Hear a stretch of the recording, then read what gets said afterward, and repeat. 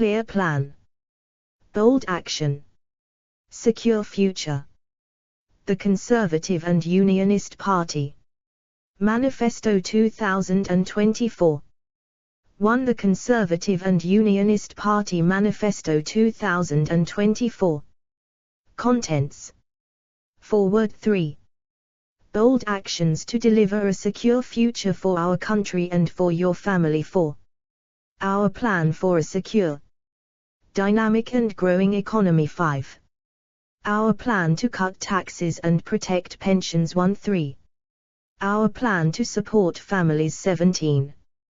Our plan to get more people into work and build a fairer welfare system. 1. Our plan to give young people the opportunities and skills they need. 25. Our plan to secure our nation from global uncertainty. 29. Our plan to control immigration and stop illegal immigration. 35. Our plan to deliver better health and social care. 39. Our plan for safer streets and justice for victims of crime. 43. Our plan for an affordable and pragmatic transition to net zero. 47.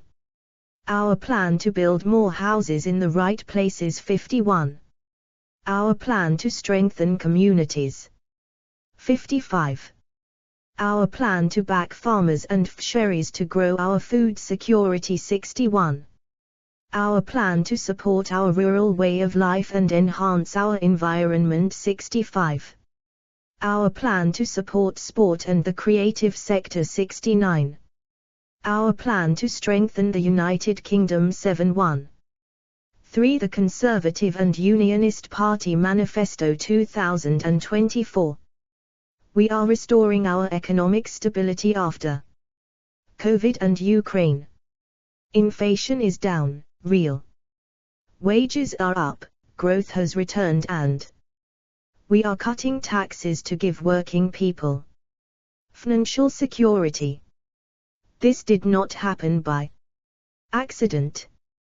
The economy is turning a corner because we built strong economic foundations before the pandemic, and we have stuck to our plan.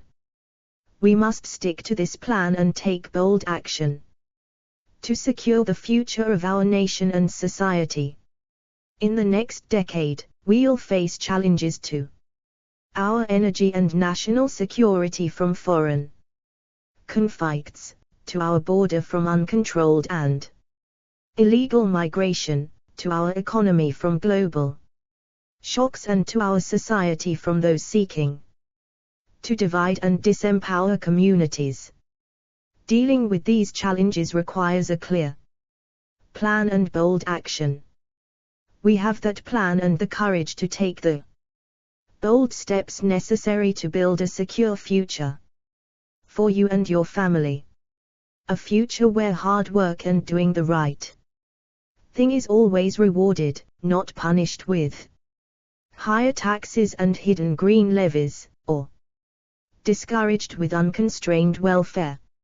A future where aspiration and opportunity are celebrated and young people always get the skills they need to succeed. A future where public services, like the NHS, serve citizens, not vested interests, and every citizen upholds British values of decency, democracy and service. A future where national, border, energy and food security are put first, not taken for granted, and immigration is never allowed to run out of control. A future where family is always supported and communities decide their own priorities, rather than having them imposed from above.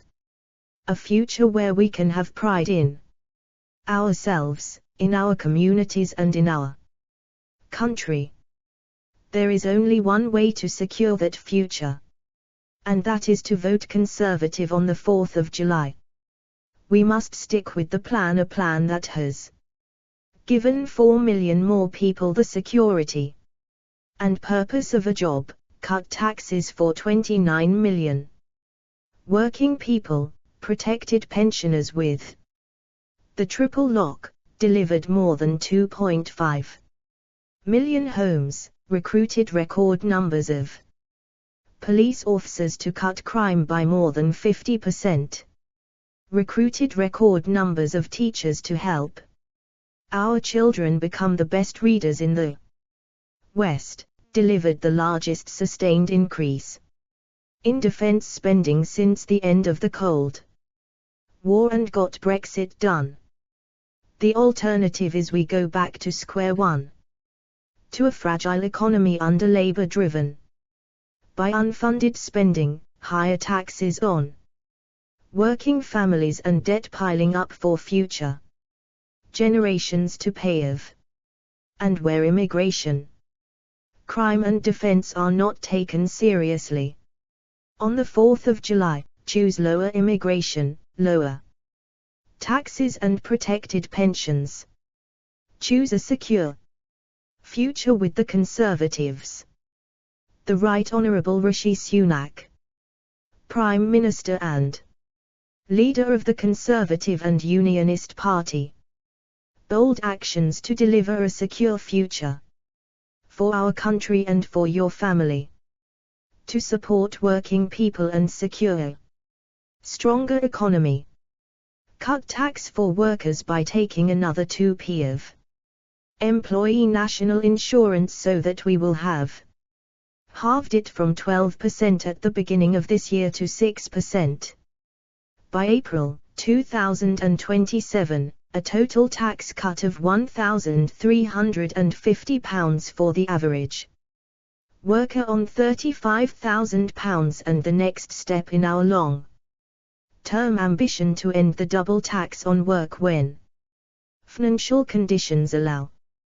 Cut taxes to support the self-employed by abolishing the main rate of self-employed national insurance entirely by the end of the Parliament. Cut tax for pensioners with the new triple lock plus, guaranteeing that both the state pension and the tax-free allowance for pensioners always rise with the highest of inflation, earnings or 2.5% so the new state pension doesn't get dragged into income tax. Give working parents 30 hours of free childcare a week from when their child is 9 months old to when they start school, saving eligible families an average of £6,900 per year.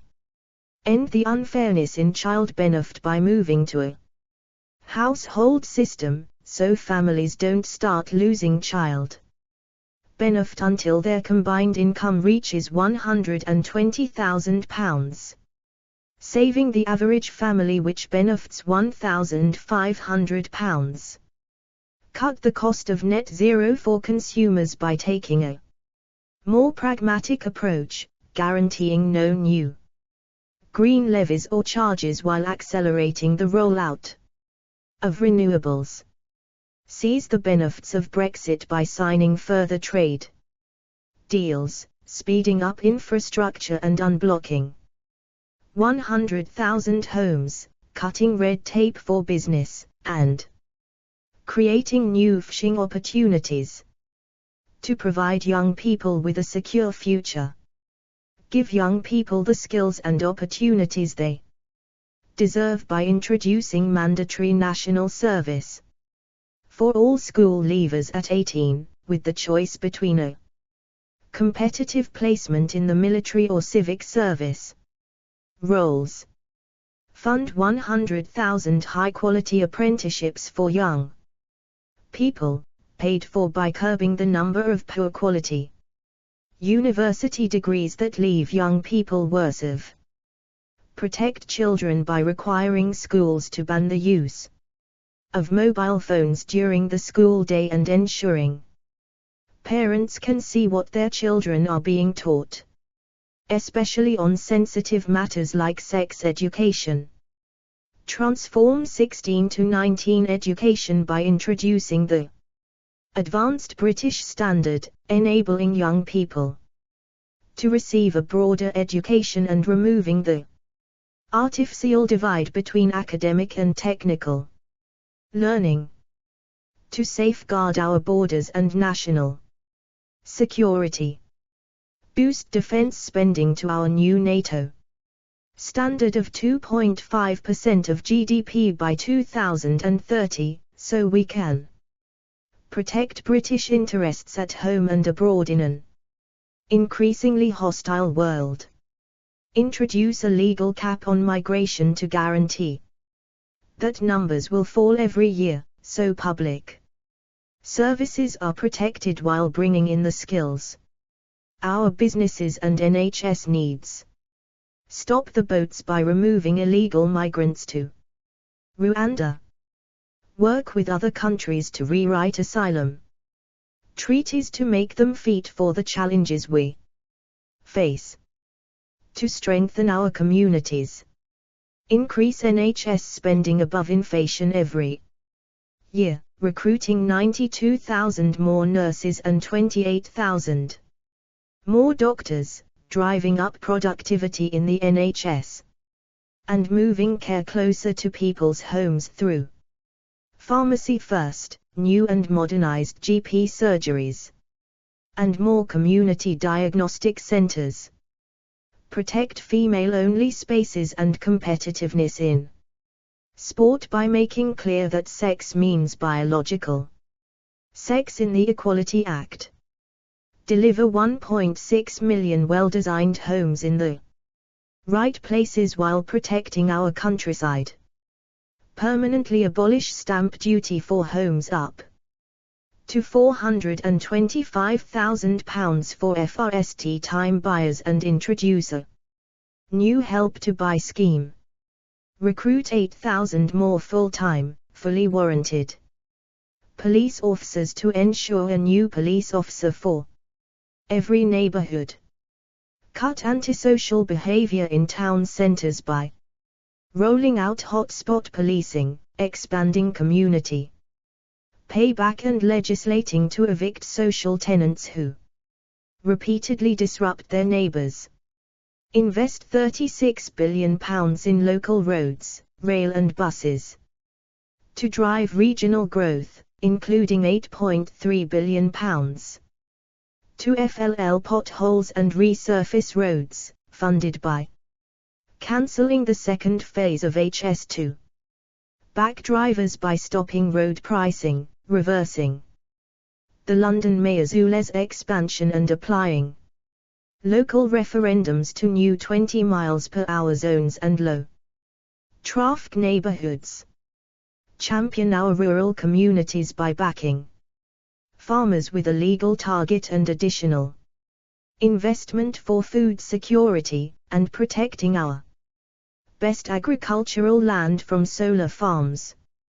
Continue to directly invest in communities across Scotland, Wales and Northern Ireland. Protect the UK's internal market and the integrity of our United Kingdom. 4. 5. The Conservative and Unionist Party Manifesto 2024. Our plan for a secure, dynamic, and growing economy.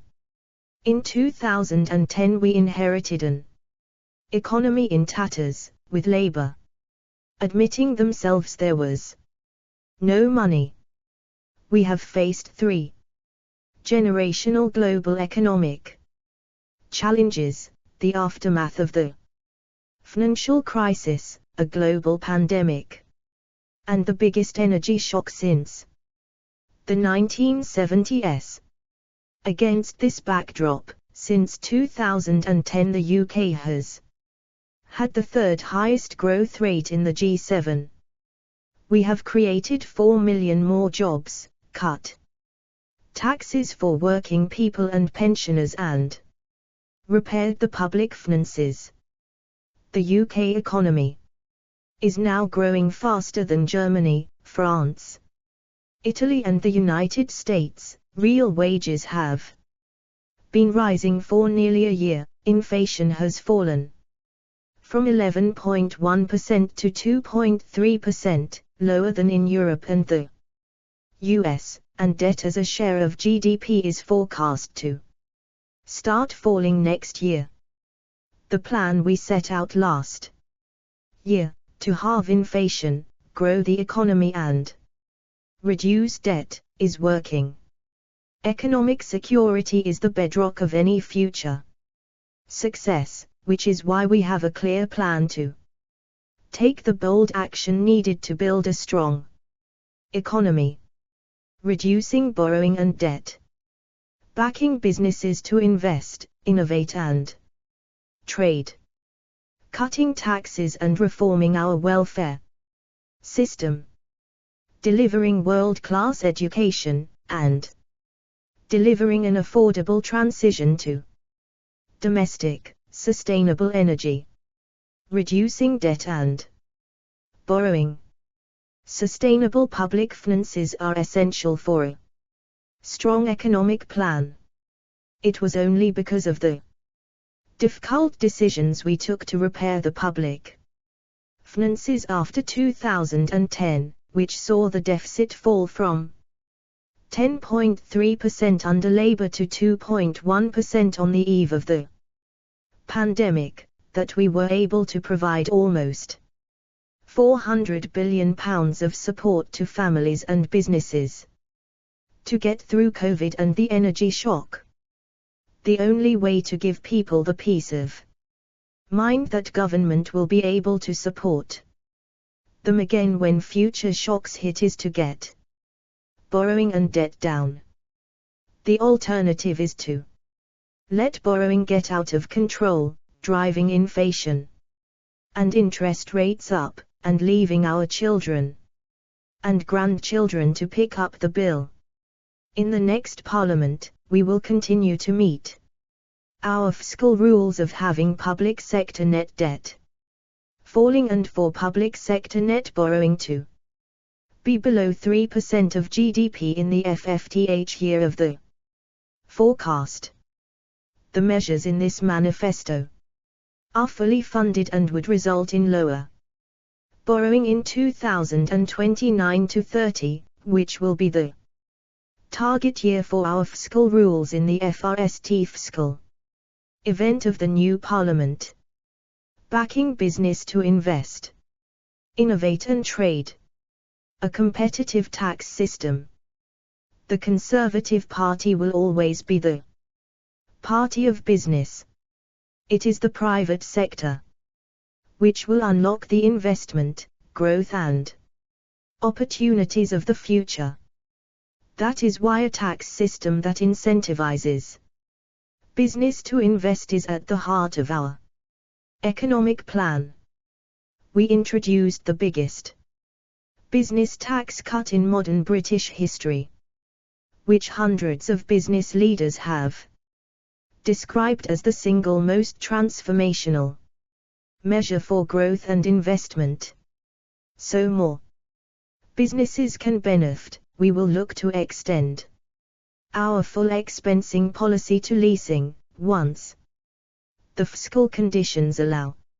And we will not raise corporation tax for the very smallest businesses, the 4 million people who are self-employed. We will abolish the main rate of national insurance entirely by the end of the next Parliament. We will back the risk. 6. 7. The Conservative and Unionist Party Manifesto 2024. Takers and entrepreneurs who help drive our economy. Small and medium-sized businesses are the lifeblood of our economy, and we are making the UK the best place in the world to start or grow a business. We have great foundations, world-class talent, an internationally envied legal system and a business-friendly regulatory environment.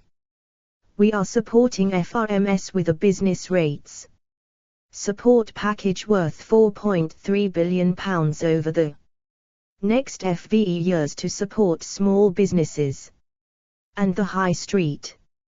We want small businesses to get a bigger share of public contracts and have improved the public sector procurement system to that end.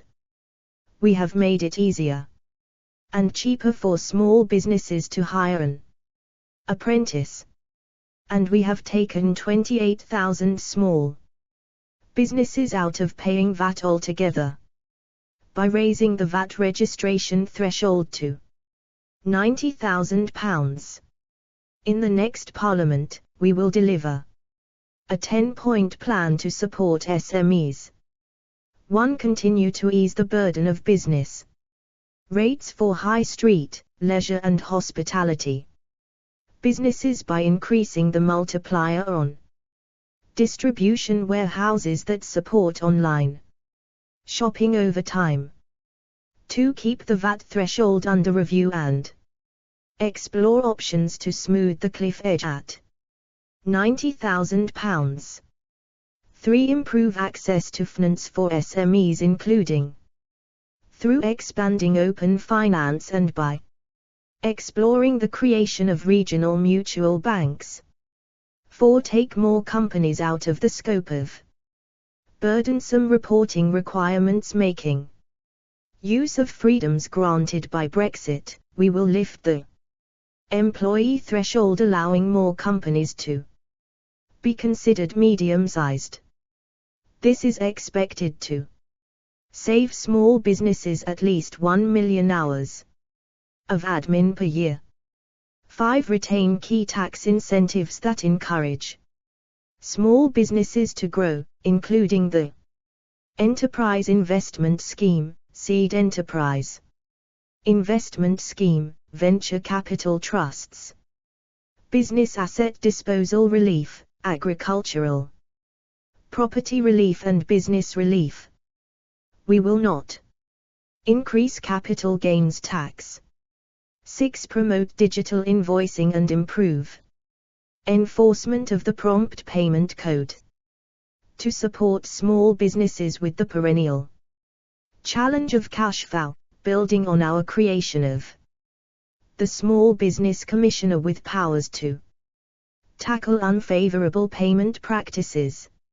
7. Ensure that Basel III capital requirements do not inhibit lending to SMEs. 8. Continue our world-leading programs, including the Invest in Women Task Force and the Lilac Review to encourage more female and disabled entrepreneurs. 9. Work with the British Business Bank and private sector fund managers to secure a £250 million Invest in Women fund to support female entrepreneurs. 10. Work with public sector organisations, including local authorities and NHS trusts, and companies benefiting from government contracts to ensure that procurement opportunities are focused on SMEs in their local economies where possible and practical. Investing in infrastructure. A Conservative government will continue to invest in the digital, transport and energy infrastructure needed for businesses to grow. We have transformed our digital infrastructure by rolling out gigabit broadband to over 1 million hard-to-reach premises, helping to deliver high-speed internet to over 80% of the country. We are set to achieve at least 85% gigabit coverage of the UK by 2025 and nationwide coverage by 2030. Our ambition is for all populated areas to be covered by standalone 5G mobile connectivity and to keep the UK at the forefront of adopting and developing 6G. We will spend £36 billion of HS2 savings on transport projects that will benefit more people in more places, more quickly. Every penny saved in the North or Midlands will be spent there. Savings from our new plan for Euston which will see 10,000 new homes built, have freed up £6.5 billion for transport across the rest of the country. Labour has no plan. They neither support the second phase of HS2 nor our alternative package of investment, meaning they won't back schemes their own local leaders say will transform their areas.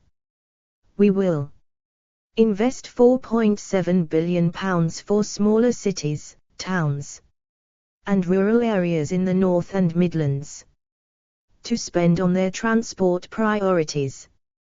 This will cut congestion and upgrade local bus and train stations. Invest a record £8.3 billion of investment to FLL potholes and resurface roads. We will bring forward funding into this financial year and the next. Back our city regions with an additional £8.55 billion to spend on their local priorities. We will scrap rules that stop mayors investing in strategic roads. Deliver our plan for Northern Powerhouse Rail, bringing more frequent trains, more capacity and faster journeys.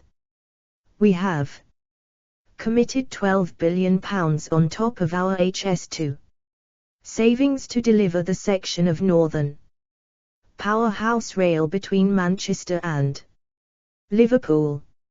Savings from HS2 enable us to fund electrification to Hull and build a new station in Bradford. Boost rail connectivity in the Midlands. With £1.75 billion to fund the Midlands Rail Hub in full. This will improve journey times and deliver more frequent rail services at 50 stations, benefiting over 7 million people. We will upgrade the line between Newark and Nottingham to half journey times between Nottingham and Leeds. Provide an additional £1 billion to support hundreds of new bus routes across the North and Midlands. Improve accessibility at 100 train stations, starting with the 50 stations announced in May. Deliver upgrades to railways in the south west, including the line through Dawlish, the Energy Coast Line in Cumbria and the Ely Junction scheme in East Anglia.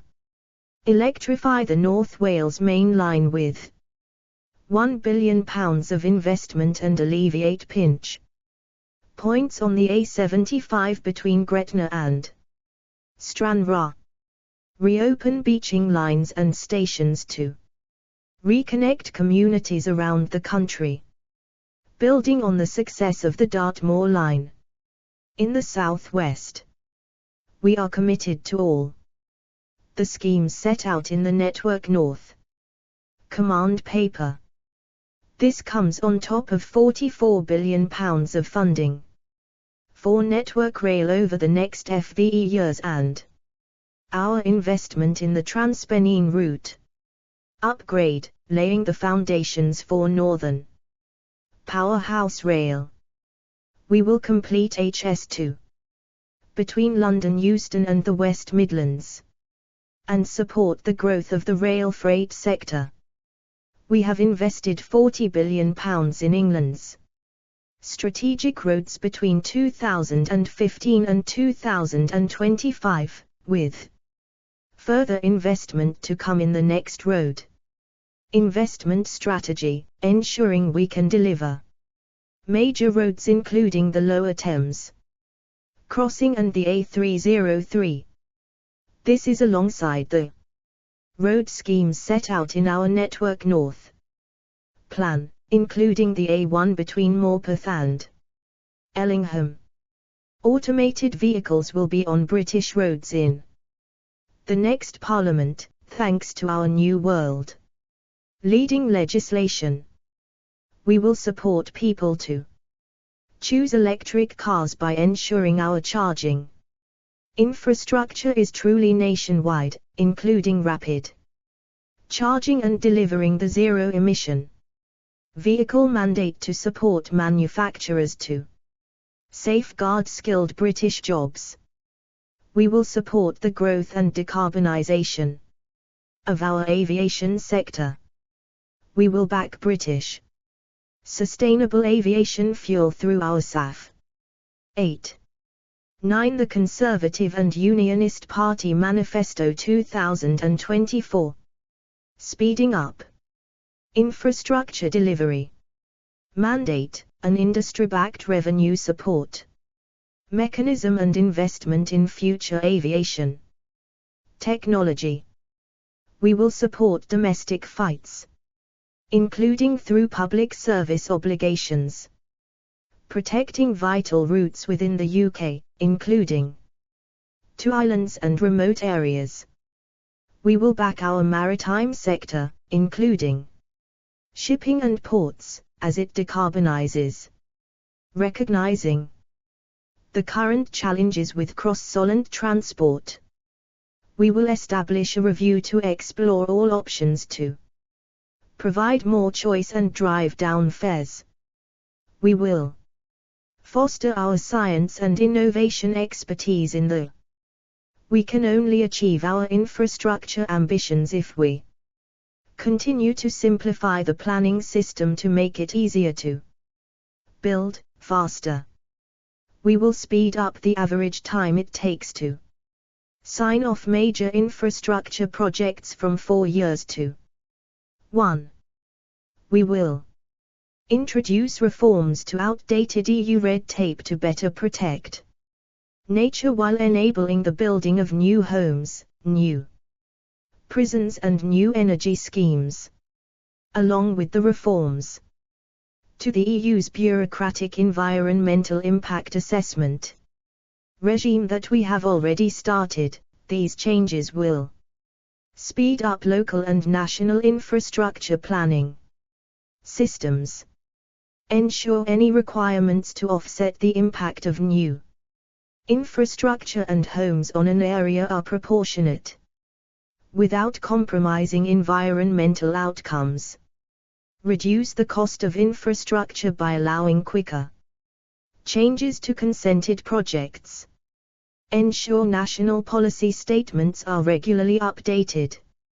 Focus the role of statutory consultees in the planning system on improving projects in line with clearer objectives, rather than piecemeal requirements that add delays. End frivolous legal challenges that frustrate infrastructure delivery by amending the law so judicial reviews that don't have merit do not waste court time. Space industry. Securing the UK's position as a world leader in innovation.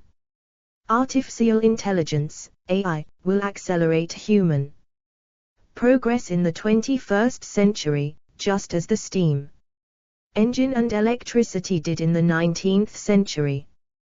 The UK is well positioned to spearhead this transformation and is already leading global work on AI safety. Over the last 14 years, the Conservatives have turned the UK into a science and innovation superpower.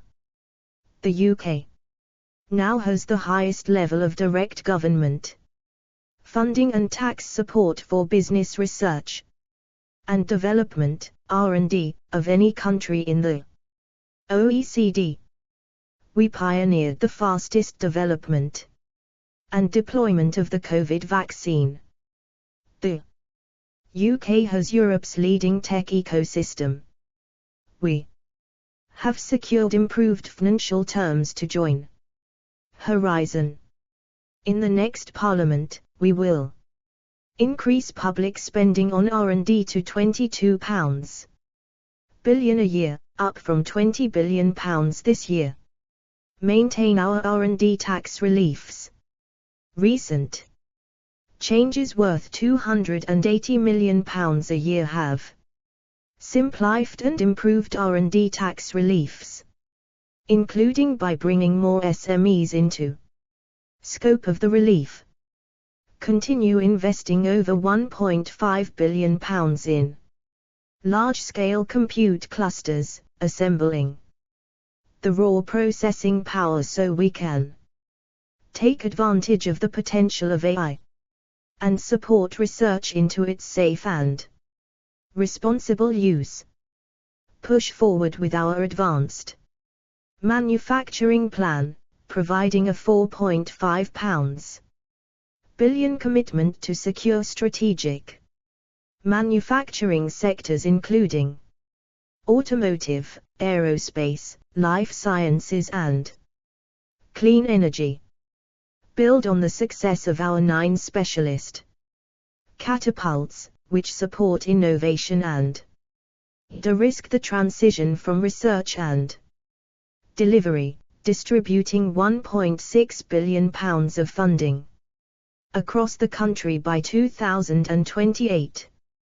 We are proud to be the leading market for starting and growing a fintech FRM, part of our world-leading financial and professional services, which supports the employment of almost 2.5 million people. We will build on the policies set out in the Edinburgh Reforms, so that the UK continues to be the world's most innovative and competitive global financial centre. We will support the City of London's position as the leading global market through the implementation of the Mansion House reforms and measures such as a retail sale of NatWest shares.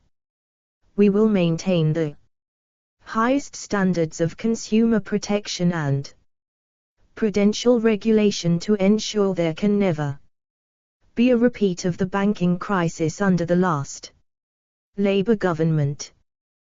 The UK car industry is the jewel of our manufacturing crown.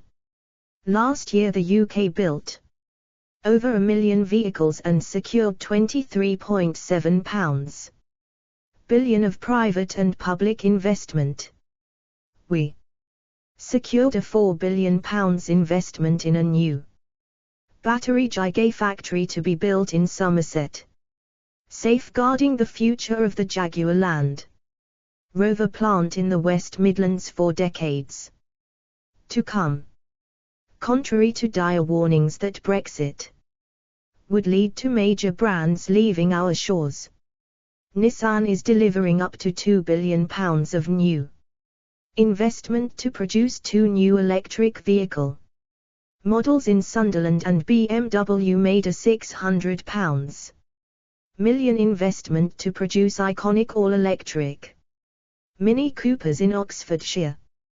We will always back our world-leading automotive industry, which faces unprecedented competition from China in the electric vehicles market.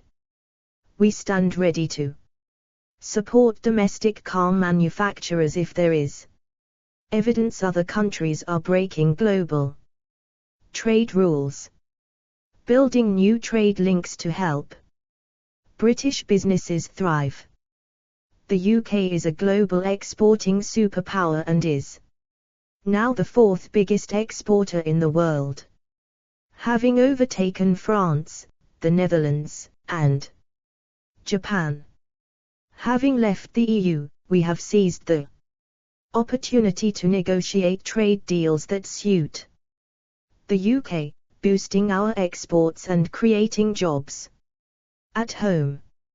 UK exports are growing, reaching £850 billion last year, and service exports are at an all-time high.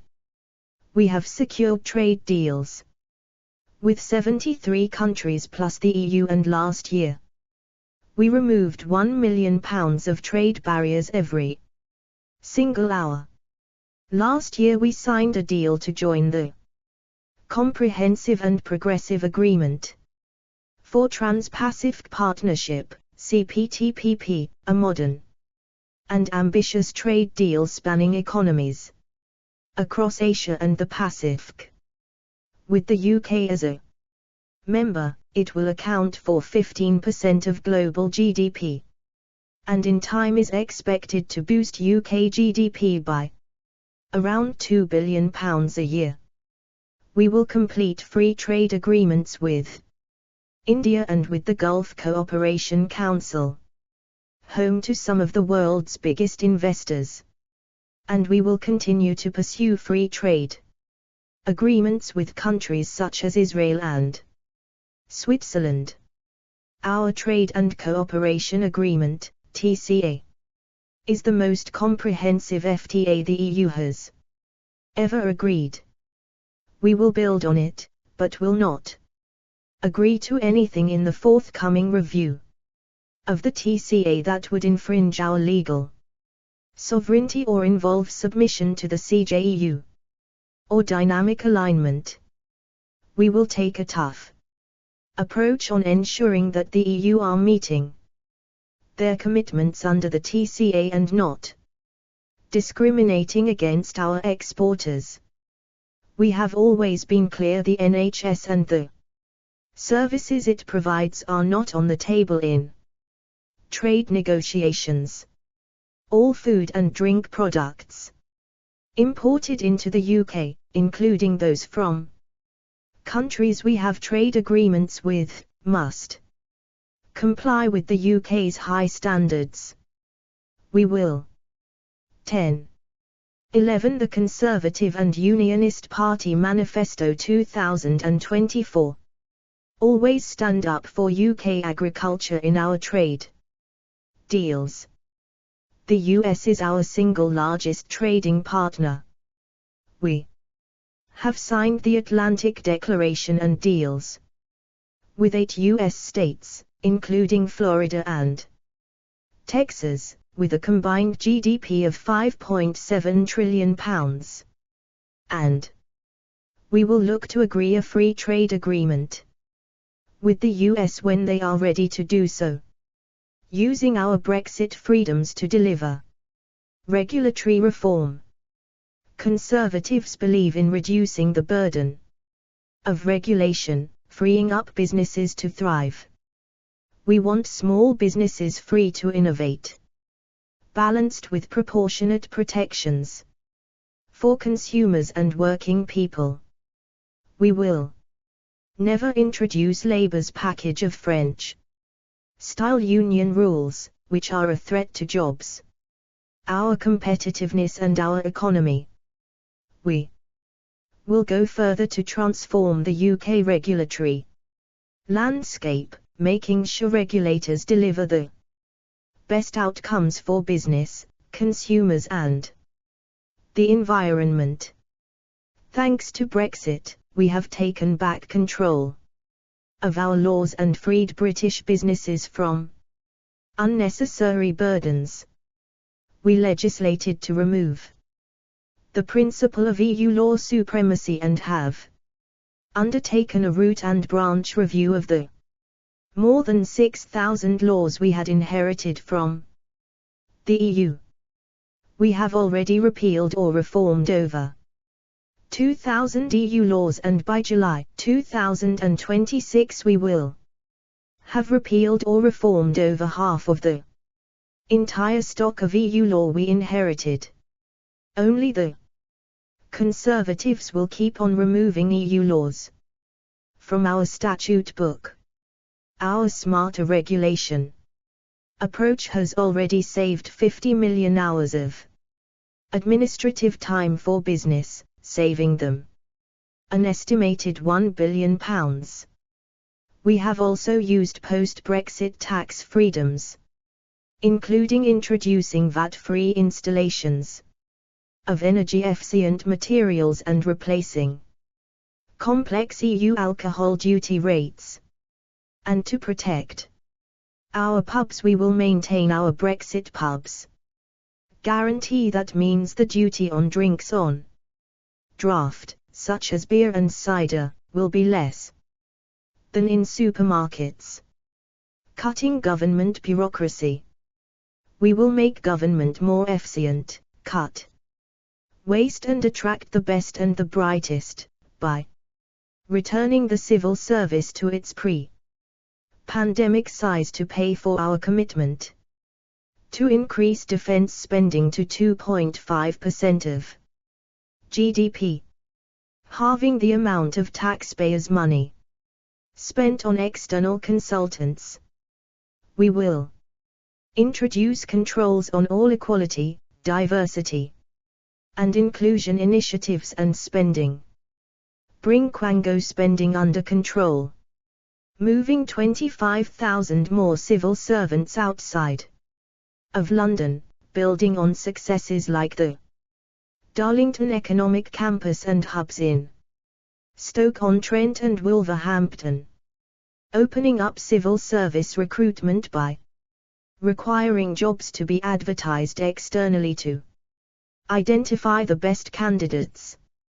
Doubling digital and AI expertise in the civil service, to take advantage of the latest technologies to transform public services.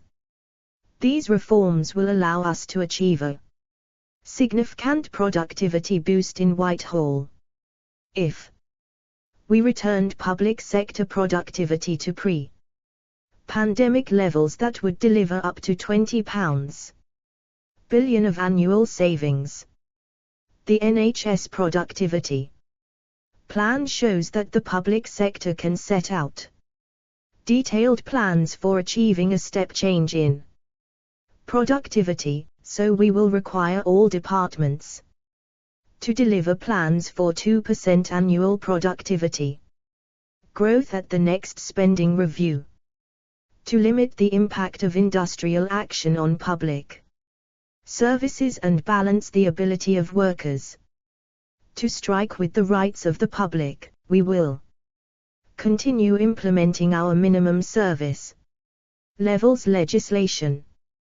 12.13 The Conservative and Unionist Party Manifesto 2024. Our plan to cut taxes and protect pensions. As Conservatives, we believe in lower taxes because people, not governments, make the best decisions about how to spend their money.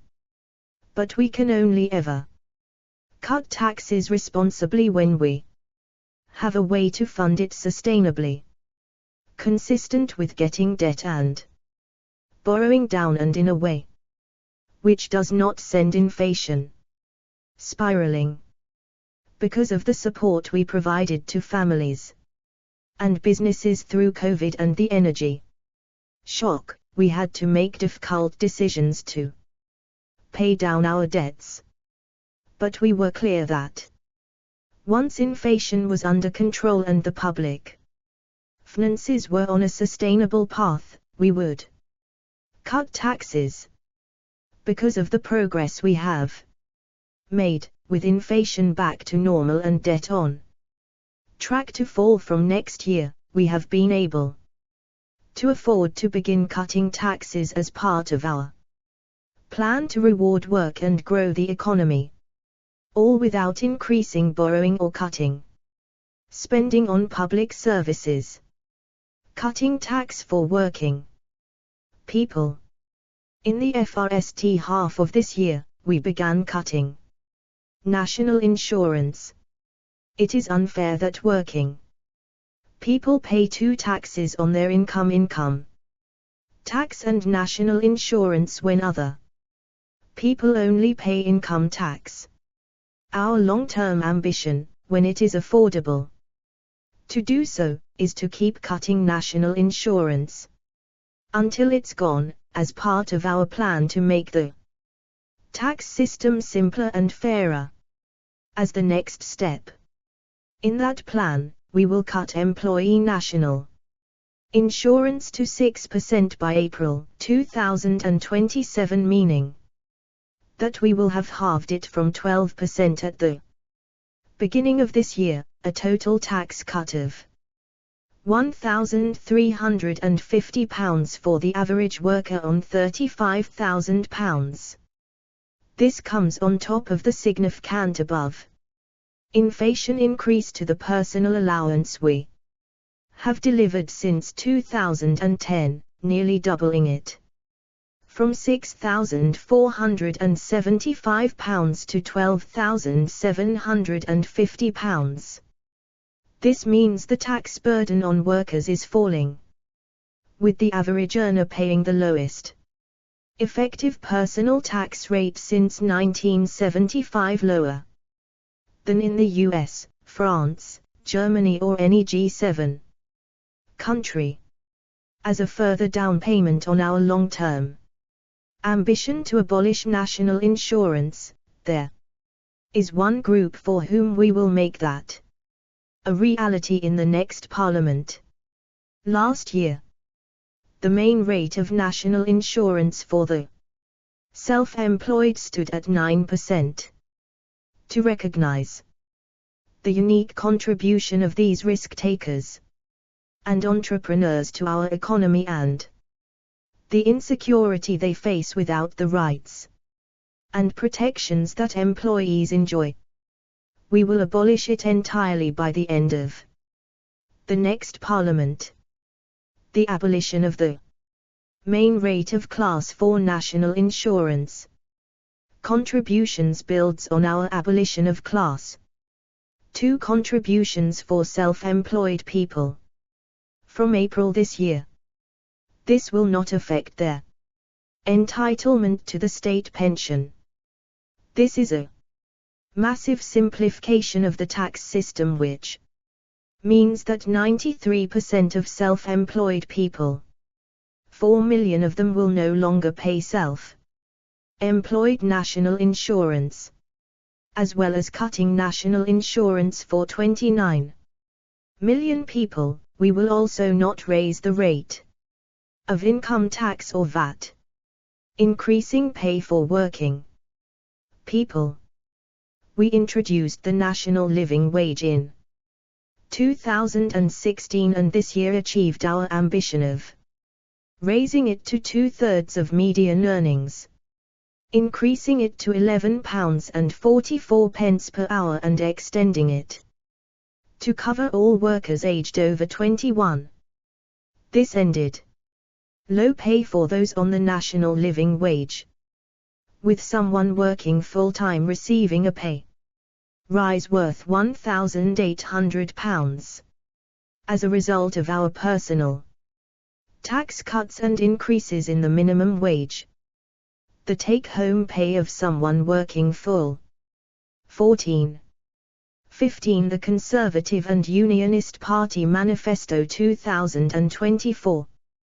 Time on the national living wage has gone up by 35% in real terms since 2010. We will maintain the national living wage in each year of the next Parliament at 2/3 of median earnings. On current forecasts, that would mean it rising to around £13 per hour, up from a minimum wage of £5.80. Under Labour in 2010. We will ensure the UK retains the flexible and dynamic labour market that gives businesses the confidence to create jobs and invest in their workforce. The number of payrolled employees is at a near record high, and there are around 4 million more people in work than when we came to office in 2010. Cutting tax for pensioners. We believe that those who have worked hard during their lives should have dignity and security in their retirement. We came to power in 2010 after Labour had hit pensioners with a £118 billion pensions tax rate and a paltry 75p per week increase to the state pension. Since 2010, we have made it a priority to give people peace of mind in their retirement. We introduced the triple lock, which has seen the basic state pension rise by £3,700 since 2010. This year, the new state pension increased by £900.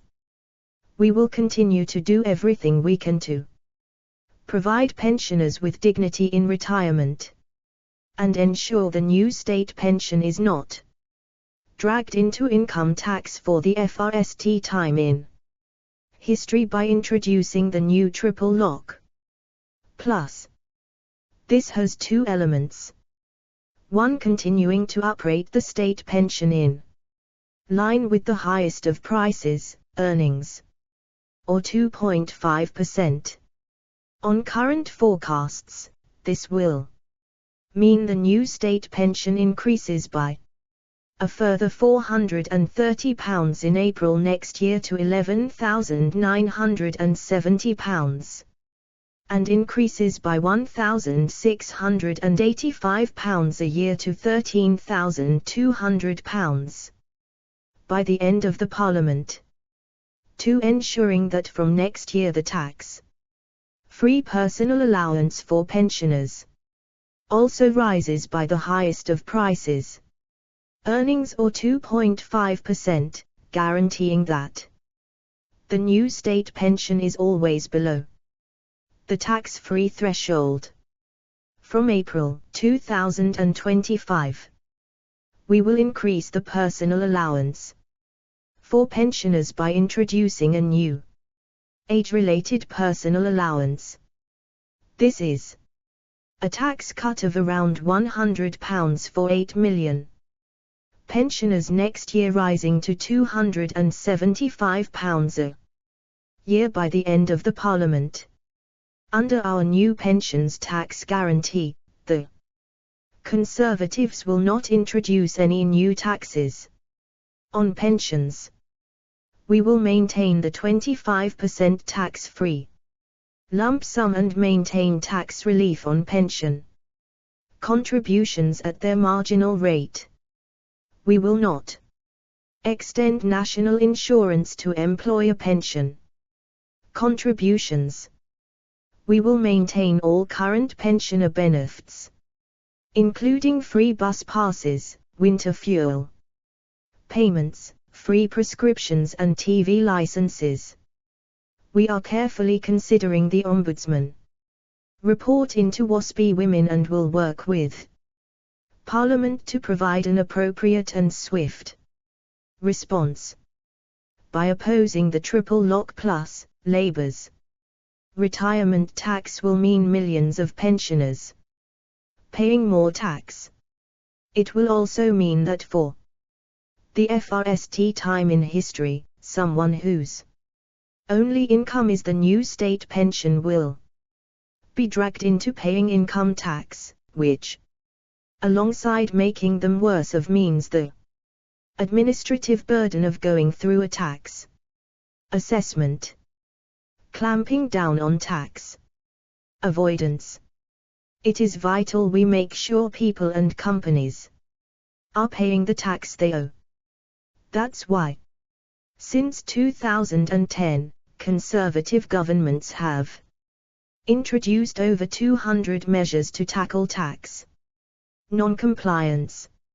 In total, across all the fiscal events we have delivered since 2010, the OBR has scored these measures as raising £95 billion across the forecasts it has produced. £6.7 billion for each year. Building on that, we will raise at least a further £6 billion a year from tackling tax avoidance and evasion by the end of the Parliament. 17. The Conservative and Unionist Party Manifesto 2024. Our plan to support families. The Conservatives have a plan to deliver a brighter future for the UK, one where families are supported and children are given the best chance to gain the skills they need to succeed. We are delivering the largest ever expansion of childcare in history. Working parents of 2-year-olds are now able to access 15 hours of free childcare, with over 200,000 2-year-olds already benefiting from the AVA. From September 2024, eligible parents of children between 9 months and 2 years old will also be able to access 15 hours free childcare. From September 2025, all eligible parents with children from 9 months old to when they start school will be able to access 30 hours of free childcare a week. Once the rollout is completed, families will save an average of £6,900 per year. To help the childcare sector expand, we have committed to increasing hourly funding rates over the next 2 years by an estimated £500 million and are helping the sector, including childminders, to hire more staff, create more places and spend less time on paperwork, and to give working parents more flexibility. We are investing £300 million so that all parents can access wraparound childcare before and after school by September 2026. But families' needs don't stop when children start primary school, which is why family hubs support families all the way up until children reach adulthood. They back families in the early years, helping with things like breastfeeding support, antenatal care and early learning interventions, in addition to services like relationship support, stopping smoking services and youth services. Our plan has already delivered family hubs in over 75 local authorities. We will go further to deliver a family hub in every local authority in England. We will improve the experiences of children in social care, because every child deserves to live in a safe and loving home.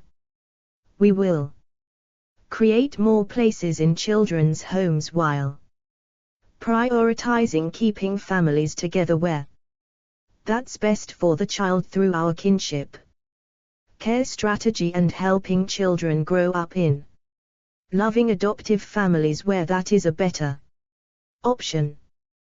We will also support those leaving care with housing, education and employment, in addition to expanding befriending and mentoring programs for care leavers.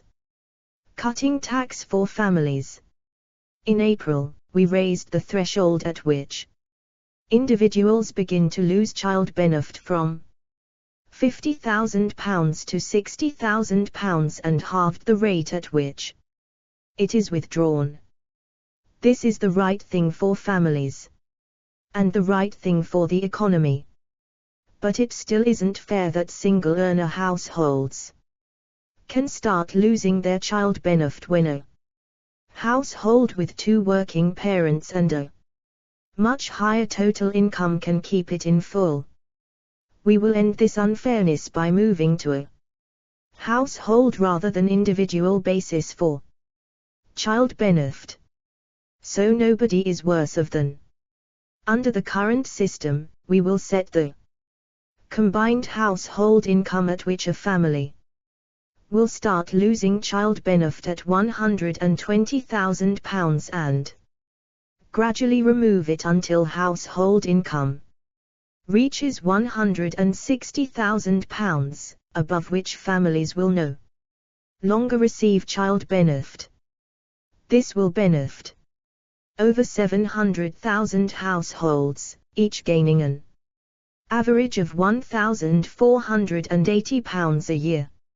18.19 The Conservative and Unionist Party Manifesto 2024 Protecting children online. Digital technology is a force for good.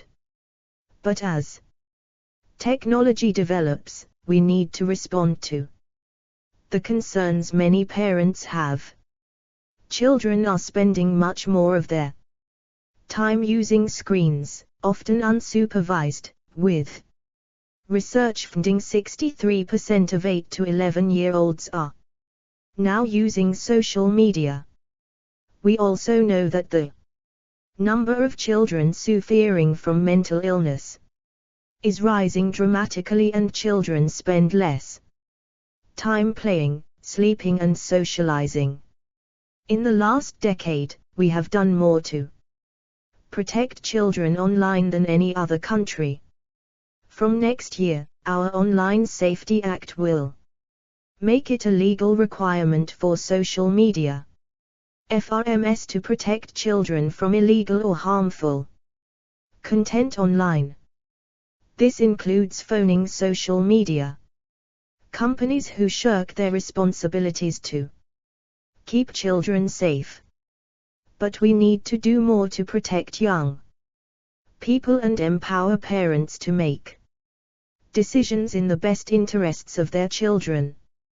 We will put our guidance on banning mobile phones in the school day on a statutory footing, which will require all schools to operate a ban, as the best schools already do.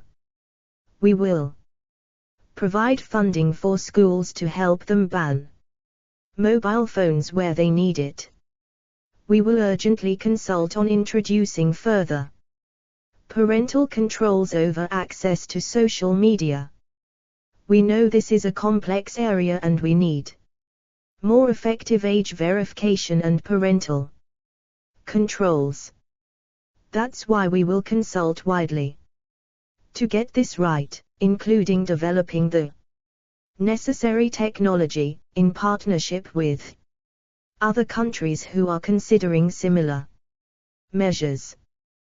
We expect to build on the existing responsibilities set out for social media companies under the Online Safety Act 2021, the Conservative and Unionist Party Manifesto 2024.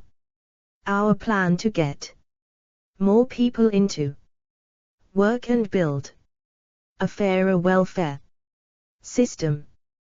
We believe in fairness and the value of hard work, alongside a tax system that rewards work. We want a welfare system which supports everyone to fulfill their potential and live dignified and independent lives. There should always be a safety net for those who need it most, but those who can work to support themselves should work, and they should be better off for doing so. Since 2010, we have delivered transformational reforms to put work at the heart of our welfare system. We have rolled out universal credit and cut its taper rate by 10p in the pound to make work pay. We've brought discipline to the system through tougher sanctions and conditionality. We introduced the household benefit cap and the 2-child limit to make the system fairer to the taxpayers who pay for it, and ensure benefits are always a safety net, not a lifestyle choice. All of this has delivered near record levels of employment and low unemployment, with around 4 million more people in work since we came to office. At the same time, we have protected the most vulnerable, safeguarding millions of jobs through the pandemic and delivering unprecedented support to help households through the energy shock from Putin's war. Since the pandemic, new challenges have emerged. The number of people who are economically inactive due to ill health has risen from 2 million to 2.8 million, with a significant Increase in mental health conditions among younger people. As a result, the number of working-age people claiming benefits is projected to grow at an unsustainable rate, with all the wasted human potential that entails. We are now spending £69 billion a year on benefits for people of working age with a disability or health condition, a figure which has risen by 2/3 since the pandemic. By the end of the decade, that spending is projected to increase to £90 billion. It would be irresponsible not to take bold action to put the welfare system on a sustainable footing. So we will reform the system to make it fairer and more sustainable, unlocking the potential of millions of people and giving them the support they need to get into work. This next generation of welfare reforms will build a system fit for the post-pandemic world. They will give everyone who can the best possible chance of returning to work, while providing the right support to those who need it. With fewer people moving on to welfare and more people in work fulfilling their potential, we will save taxpayers £12 billion a year.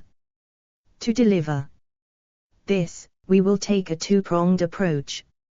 First, to address the unsustainable rise in benefit claims for people of working age with a disability or health condition, we will reform our disability benefits so they are better targeted and reflect people's genuine needs, while delivering a step change in mental health provision. We will improve PIP assessments to provide a more objective consideration of people's needs and stop the number of claims from rising unsustainably. While people suffering with mental health conditions face significant challenges, it is not clear that they always face the same additional living costs as people with physical disabilities. We will look at the best way to provide support, including whether treatment or services could be more appropriate for some people than a monthly cash payment, while also delivering a dramatic expansion in mental health support. At the same time, we will make the assessment process simpler and fairer for those with the most severe conditions. 22. 23. The Conservative and Unionist Party Manifesto 2024.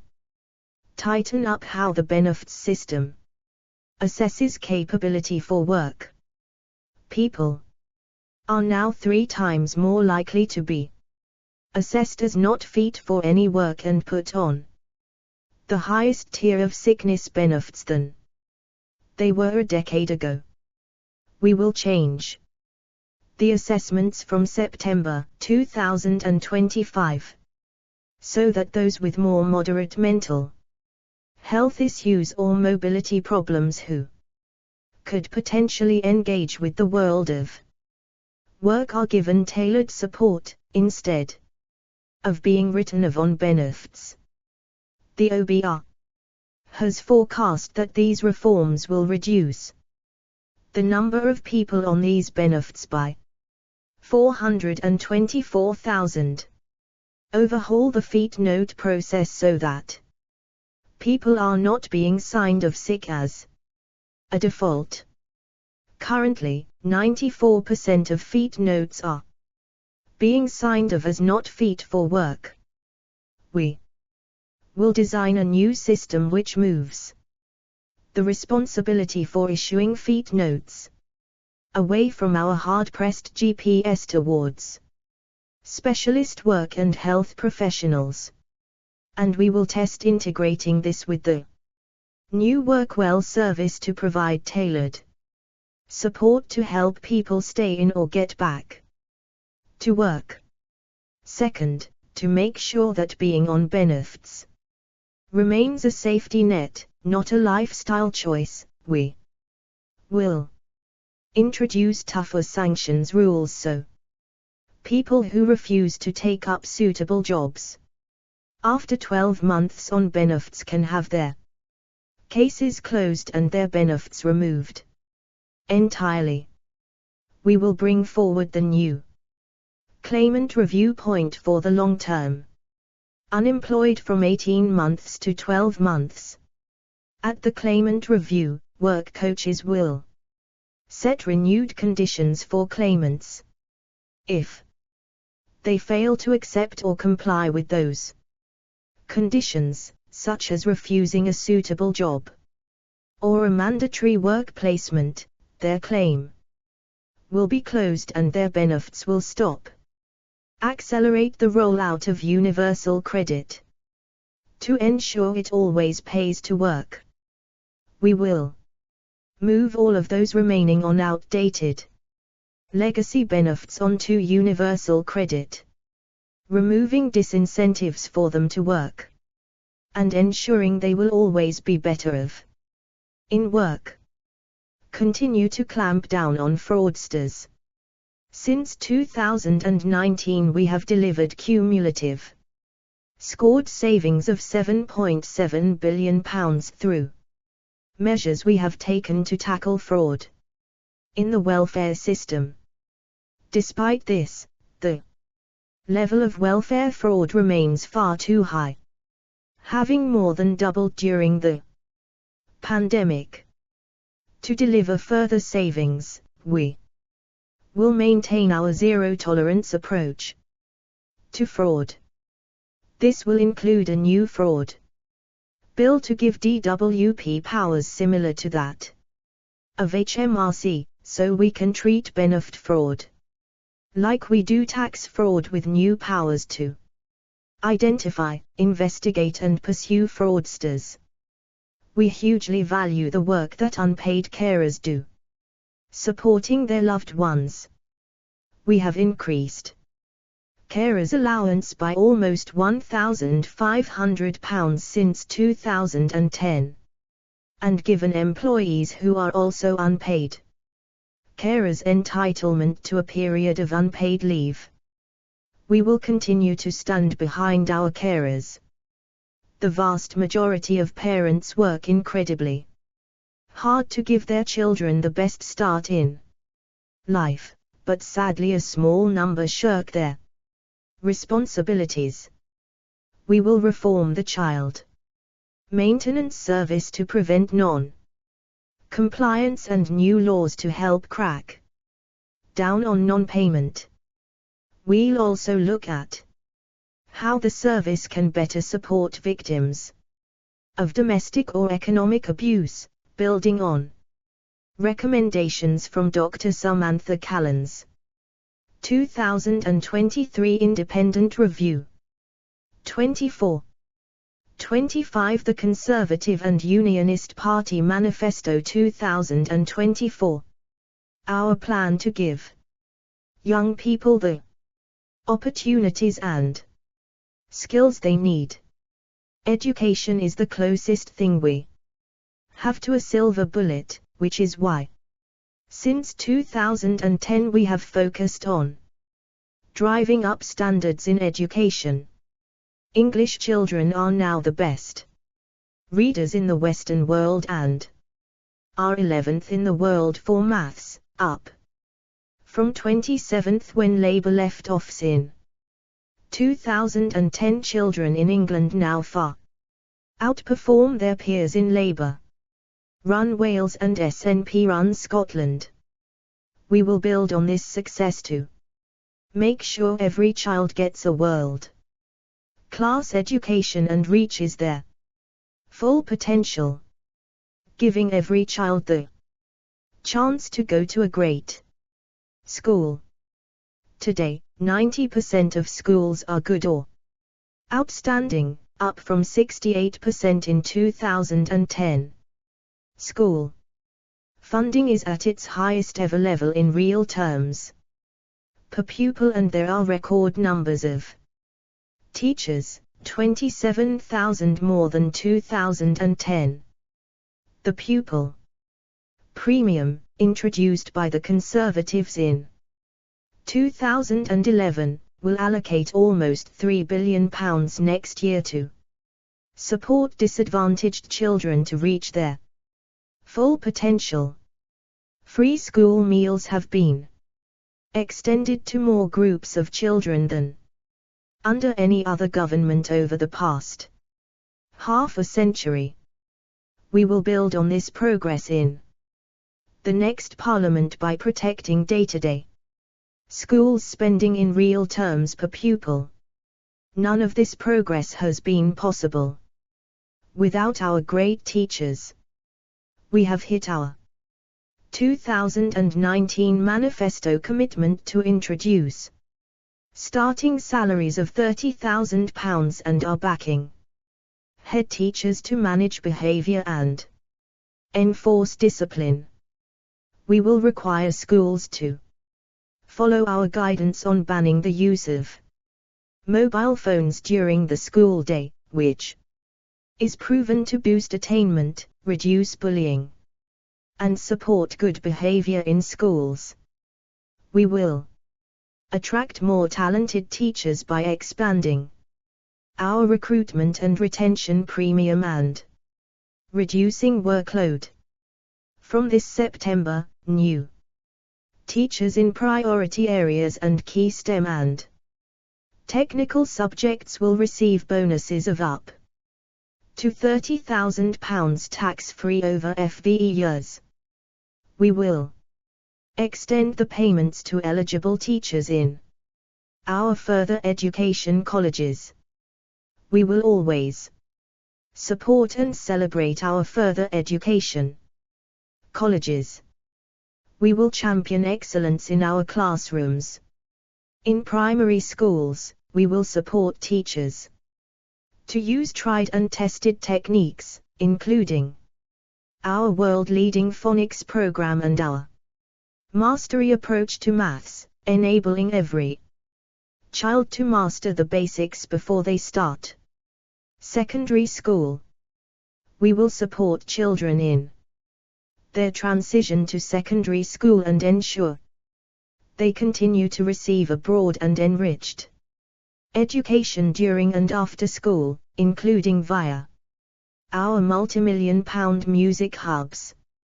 We will mandate 2 hours of pay every week in primary and secondary schools, supported by extending the pay and sport premium to secondary schools.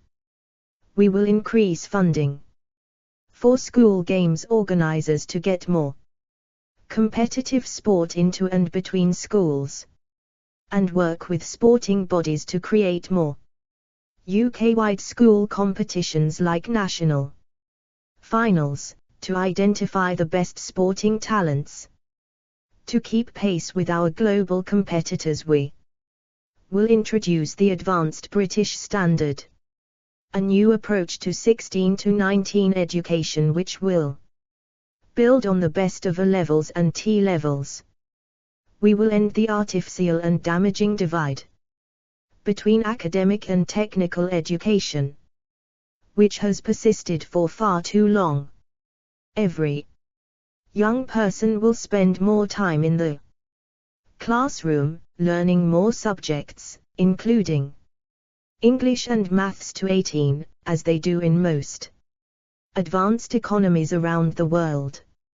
For children and young people to benefit from the bold reforms we have made to education, they must be in school. The legacy of COVID. 26. 27. The Conservative and Unionist Party Manifesto 2024 has made this more difficult. We will continue to work with schools and local authorities to improve school attendance, including through more mental health support, building on our plan that is working. There were 440,000 fewer children persistently absent last year compared to the year before. and to ensure all children are getting a high-quality education, including those who are homeschooled, we will legislate to create a register of children not in school.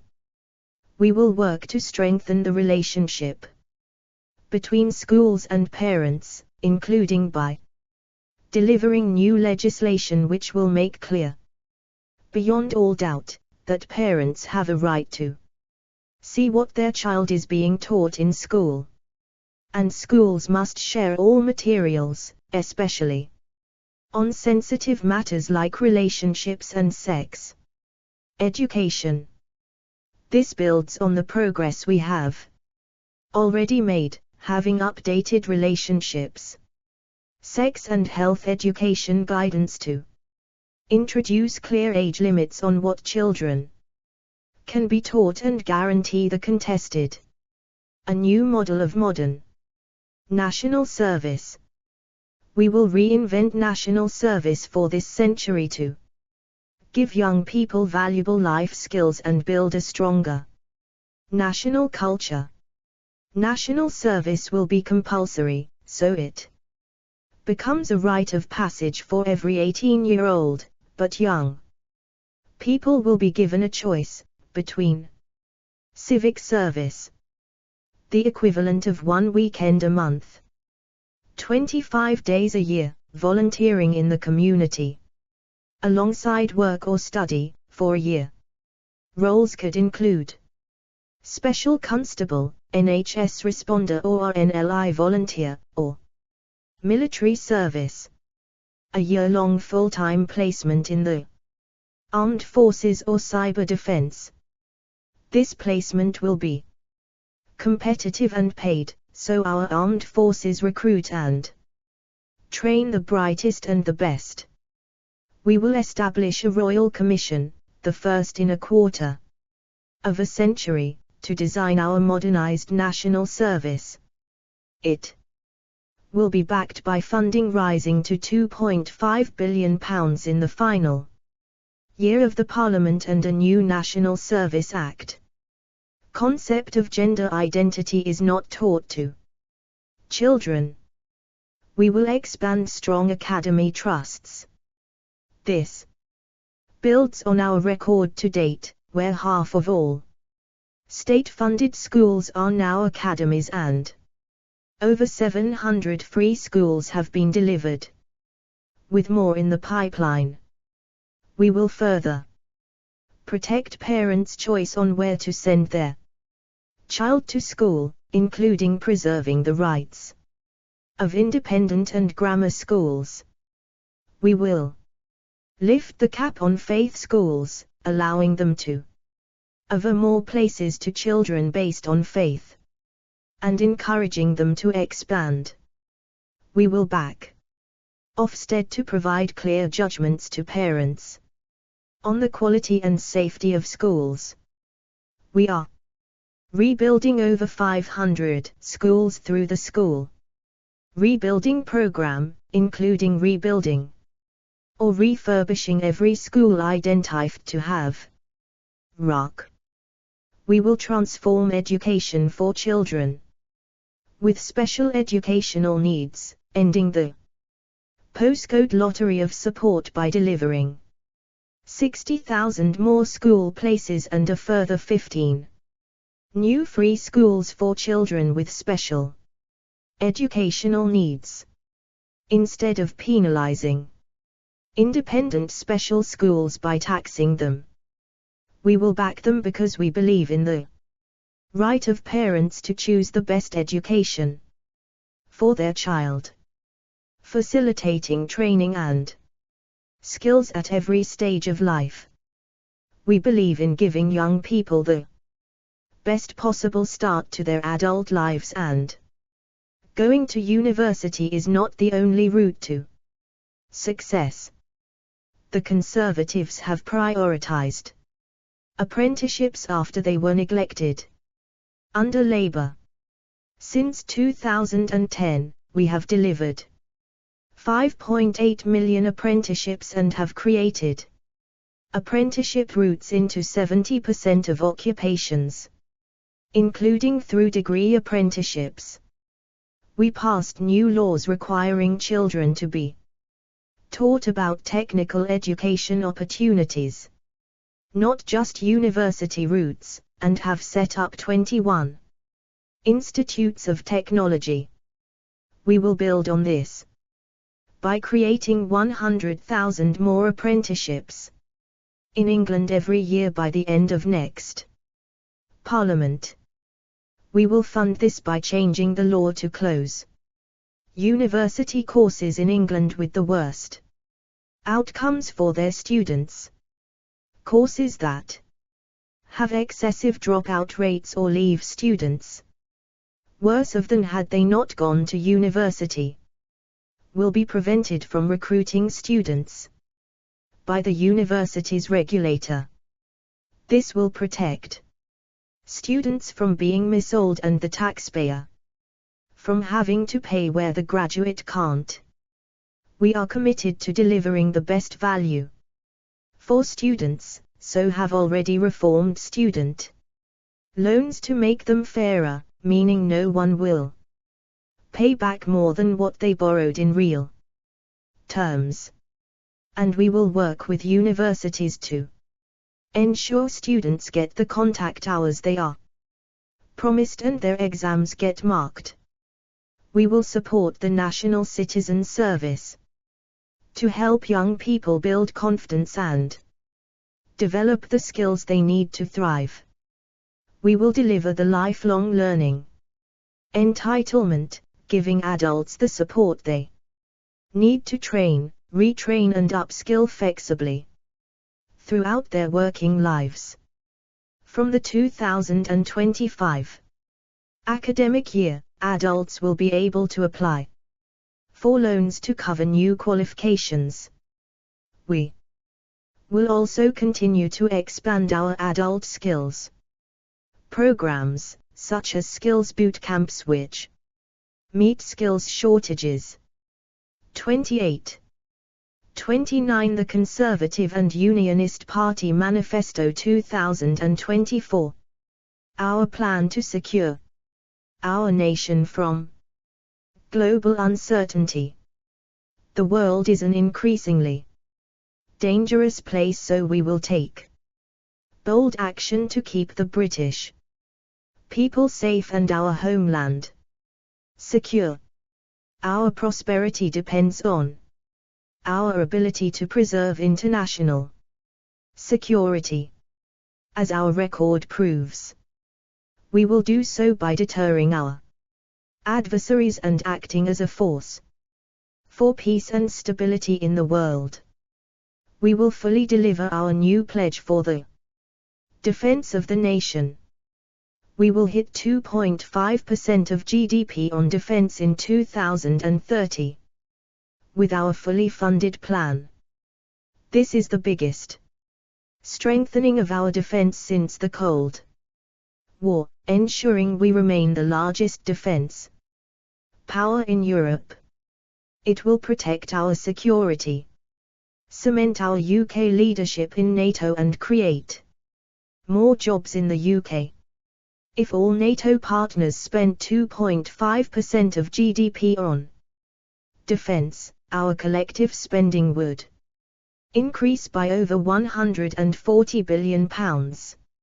Therefore, we will launch a campaign to set a new baseline of 2.5% for all NATO allies by 2030. We will invest in the vital capabilities of the future, to give our armed forces the best equipment to do their job.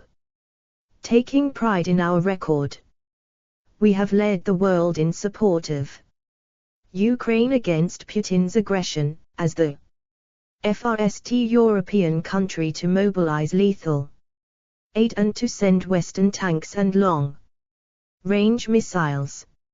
Russia's attempts to destroy Ukraine are an assault on European security. We will always be steadfast in our support for our Trident nuclear deterrent and have invested in its modernization, including a nuclear skills package worth up to £763 million by 2030. We have taken action to prevent Iran and its proxies from attacking the UK and its partners. We have toughened our cyber defenses and national security laws to protect the nation from terrorists and hostile state actors. We have chased dirty money out of the UK with new measures to protect our economic security. We have ripped out Huawei from key parts of our telecommunications system and reduced Chinese influence in our critical national infrastructure and sensitive technological sectors.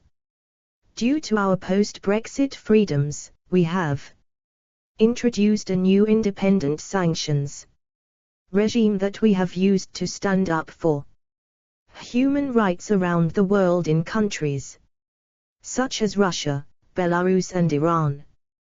We have agreed new trade and security deals across the world, including in Europe, the Middle East, Africa and the Indo-Pacific. We have delivered major new investment.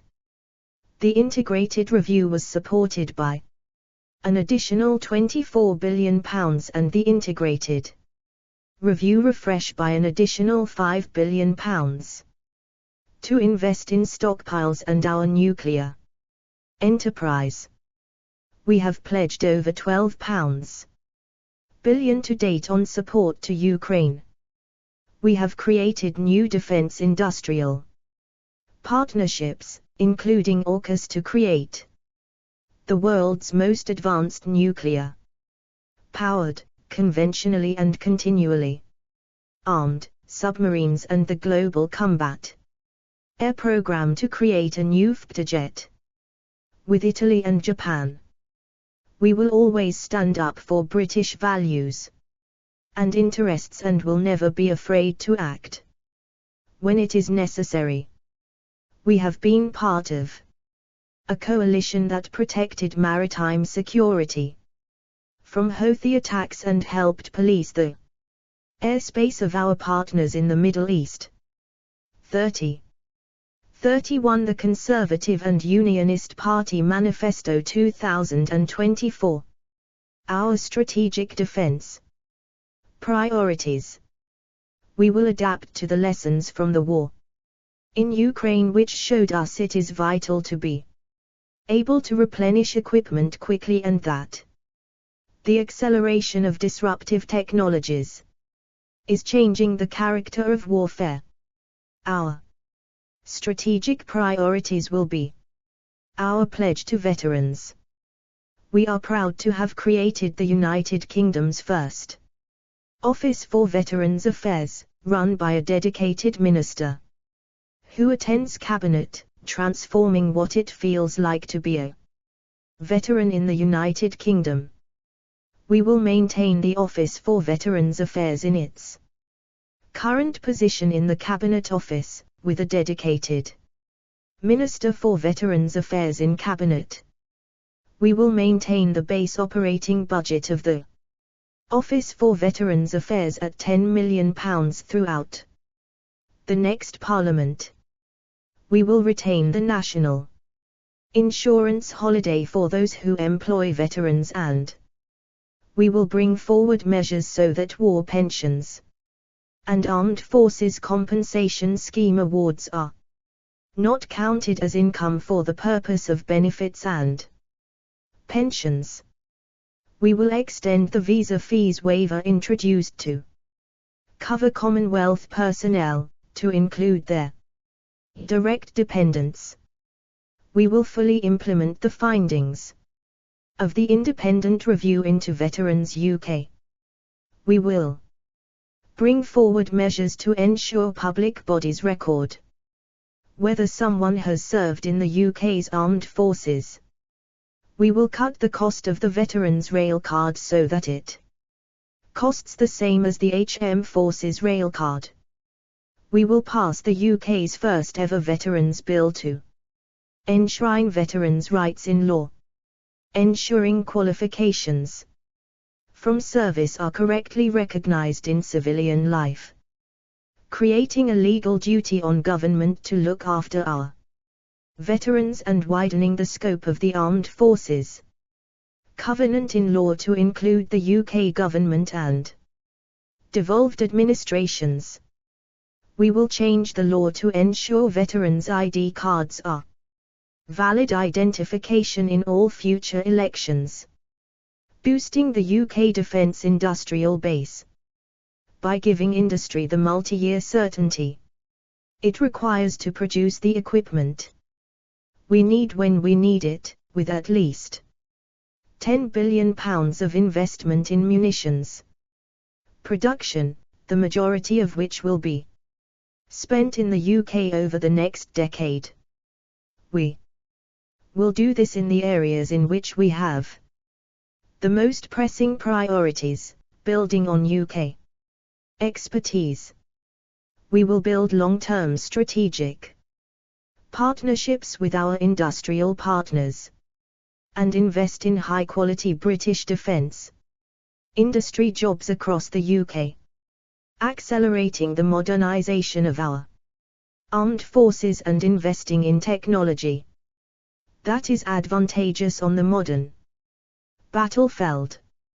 Through our new Defence Innovation Agency, we will scale R&D funding to a minimum of 5% of the defence budget, together with an additional 2% to exploit that R&D, accelerating investments in new weapon systems, guaranteeing Ukraine the support it needs for the long haul, assuring current levels of support for as long as they are required. We will secure additional military supplies for Ukraine and build international agreement to use immobilized Russian assets to support Ukraine. We will deliver a national defense and resilience plan for our security, preparedness, and resilience as a nation.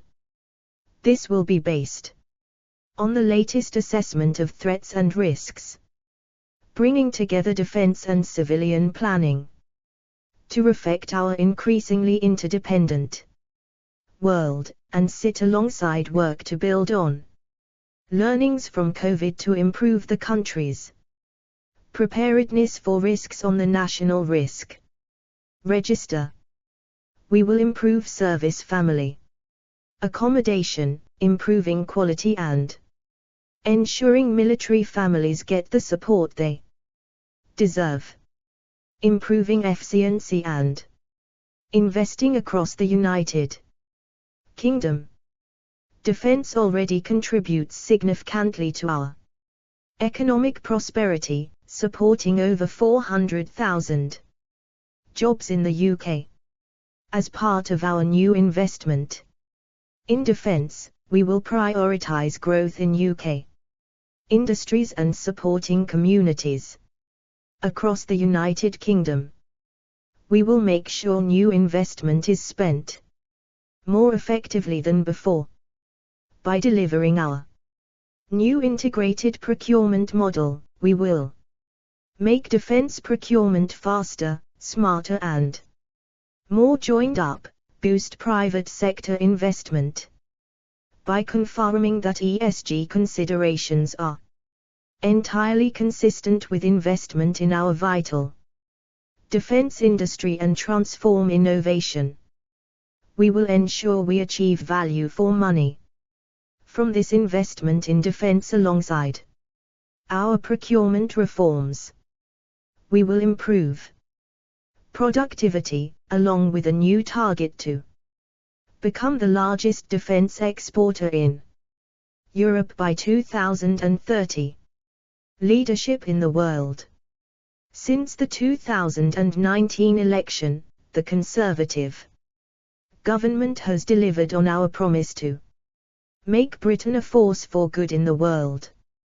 We are proud of our record in defence and diplomacy in an increasingly contested and dangerous world, and we celebrate the professionalism of our armed forces, diplomats, development experts and intelligence agencies. Our highest priority remains protecting the British homeland, Crown dependencies and overseas territories from risks and threats. As part of that, we continue to ensure the democratic rights of people in Gibraltar, the Falklands and all our overseas territories are protected. We believe that the United Kingdom needs to be outward-looking and global in perspective, seizing opportunities to deepen its economic ties and bolster its prosperity in the most dynamic parts of the world. We have a record in standing up to those who threaten our security and values, and we are taking new action to protect ourselves, our democracy and our economy at home.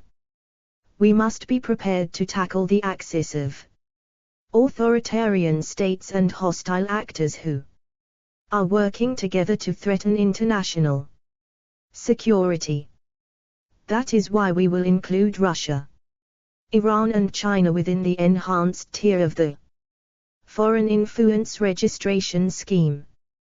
We will strengthen our relationships with like-minded partners around the world.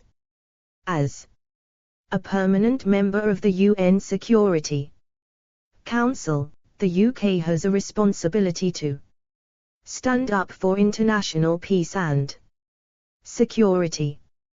We will keep investing in our collective security through groups like the G7, Five Eyes and NATO.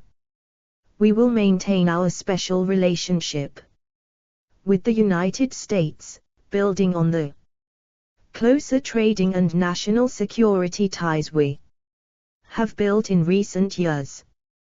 We will seek to strengthen the Commonwealth as an organization that accounts for over a quarter of the membership of the UN and a champion of values. We will deepen cooperation with Commonwealth partners and institutions to enhance the benefits of membership, strengthen intra-Commonwealth trade, support members facing challenges in attracting inward investment and strengthen the resilience of the most vulnerable members to climate change, nature loss and environmental degradation. We will build on our post-Brexit relationships in Europe, including through the Joint Expeditionary Force and New 32. 33 The Conservative and Unionist Party Manifesto 2024. Defensive treaties with Germany and Poland, to match the treaty we have with France under Lancaster House.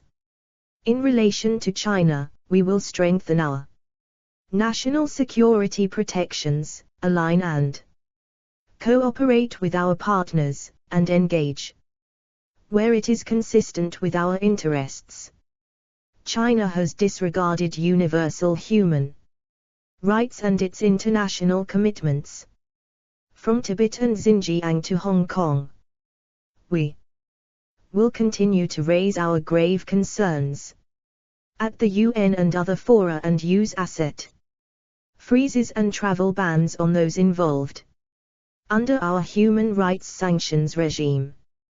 We will maintain our close ties in the Indo-Pacific, following our accession to CPTPP, our AUKUS partnership with Australia and ASEAN dialogue partner status.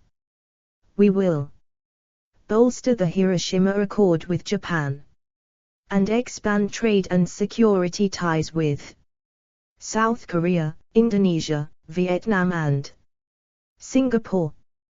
We will finalize a free trade agreement with India, alongside a deeper strategic partnership on technology and defense.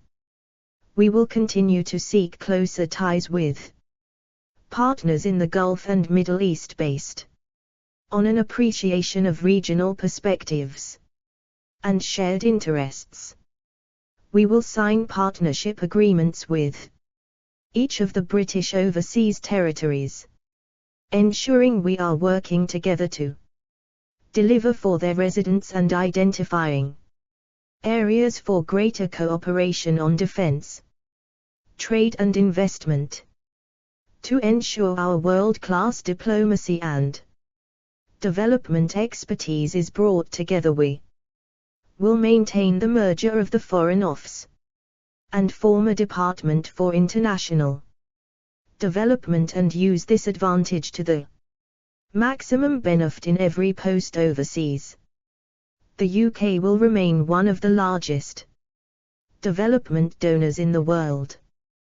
We will return to spending 0.7% of GNI when fiscal circumstances allow. We will assess every penny of this money with a strict national interest test. We will continue to ensure that aid and development supports our strategic objectives, with a focus on fragile states.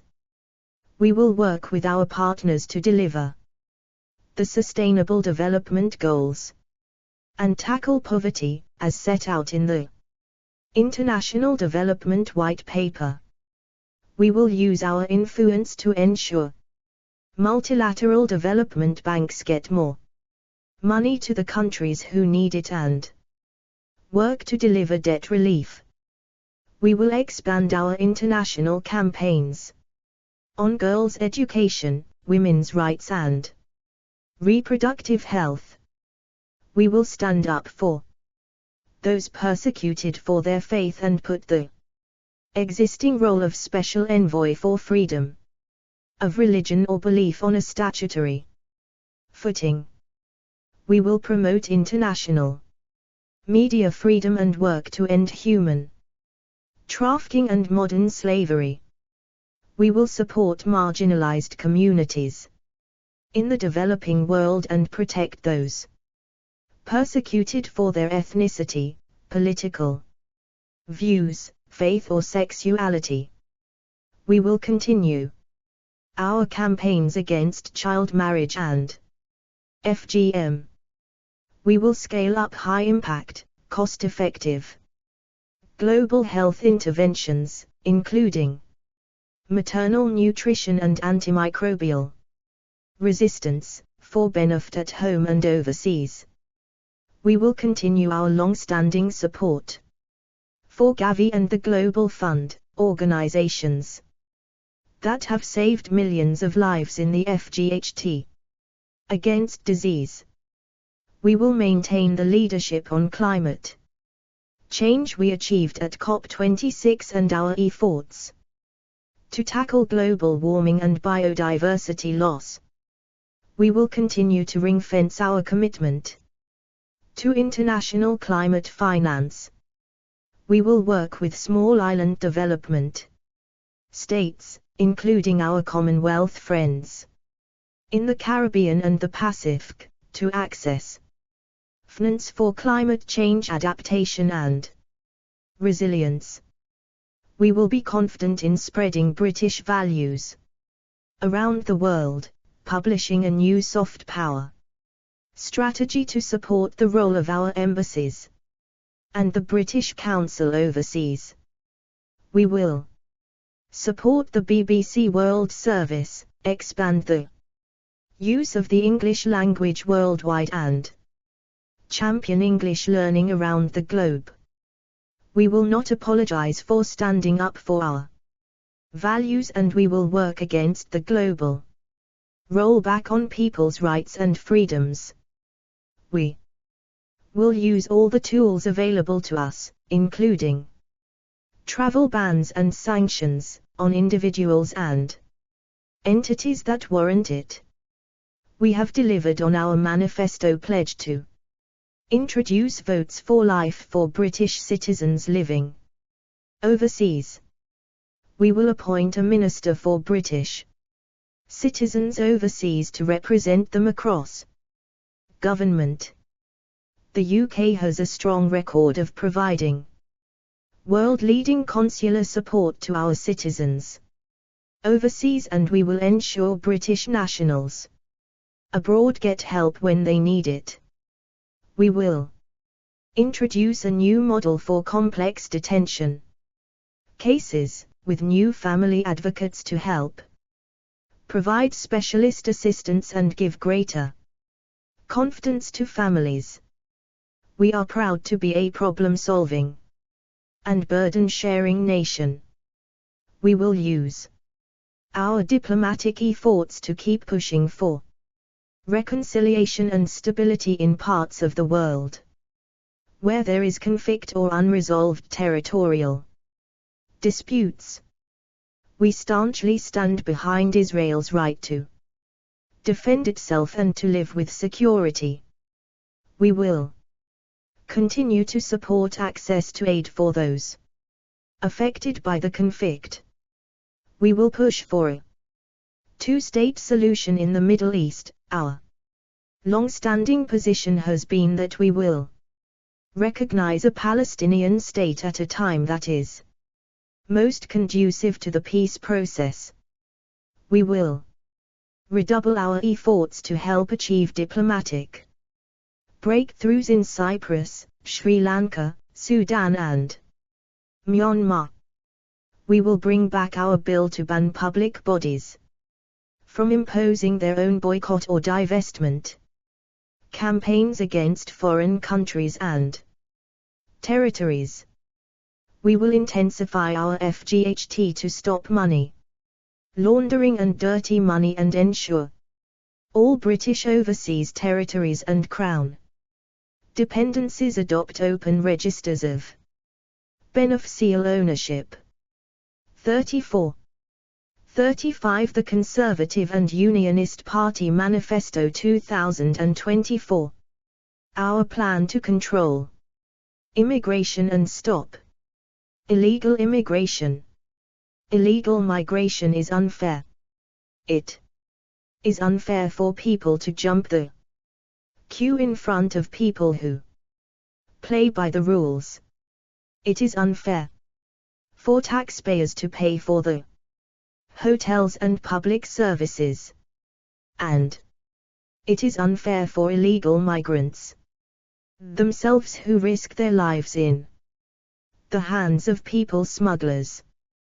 The Conservatives are the only party with a plan to stop the boats and reduce the strain that illegal migration places on our communities and public services. Labour have no plan and would grant an amnesty to thousands of illegal migrants. We have made progress. Last year, small boat arrivals to the UK fell by a third. Our work with international partners prevented more than 26,000 crossings last year. Our Albania deal shows that deterrence works, with numbers down 90%. But the only way to stop the boats entirely is to remove the incentive to come by making clear that if you come here illegally, you will not be allowed to stay. Only then will the boats stop coming and people stop dying in the channel. We will establish a deterrent. We will run a relentless, continual process of permanently removing illegal migrants to Rwanda with a regular rhythm of fights every month, starting this July, until the boats are stopped. If we are forced to choose between our security and the jurisdiction of a foreign court, including the EXTHA, we will always choose our security. End the legal merry-go-round. We will stop illegal migrants from bringing spurious challenges to block their removal by bringing our Illegal Migration Act into force and clearing the asylum backlog, with all claims processed in 6 months and the use of hotels ended. Crackdown on organized immigration. Crime, including through the National Crime Agency and our intelligence services, to disrupt supply chains and tackle people smugglers. Reform asylum rules, holding an international summit and working with other countries to reform international laws to make them fit for an age of mass migration. We will restrict visa access from countries that don't work with us on our national priorities, like illegal migration. Return people with no right to be here to their own country. We will sign further returns deals like the one we have already agreed with Albania. With control of our borders, we can do more to help refugees fleeing persecution, in addition to maintaining visa schemes for people fleeing Hong Kong, Ukraine and our Afghan settlement schemes. We will give Parliament control of how many places we have on safe and legal routes to support those in genuine need from around the world, with a cap based on the capacity of local areas, delivering sustainable levels of high-skilled migration. Immigration is too high. We want to attract the brightest and best skilled migrants to the UK to contribute to our businesses and public services. We must bring migration numbers down to sustainable levels to reduce the impacts on public services and housing and to restore public confidence in the system. We have already implemented changes which mean that 300,000 people who were eligible to come the UK last year now couldn't. We have 37 The Conservative and Unionist Party Manifesto 2024 ended the ability of almost all international students and all care workers to bring dependents. Scrapped cut price shortage labor from overseas, by abolishing the 20% going rate salary discount for shortage occupations. Stopped immigration from undercutting British workers, by increasing the salary threshold for skilled worker visas by 48% to £38,700.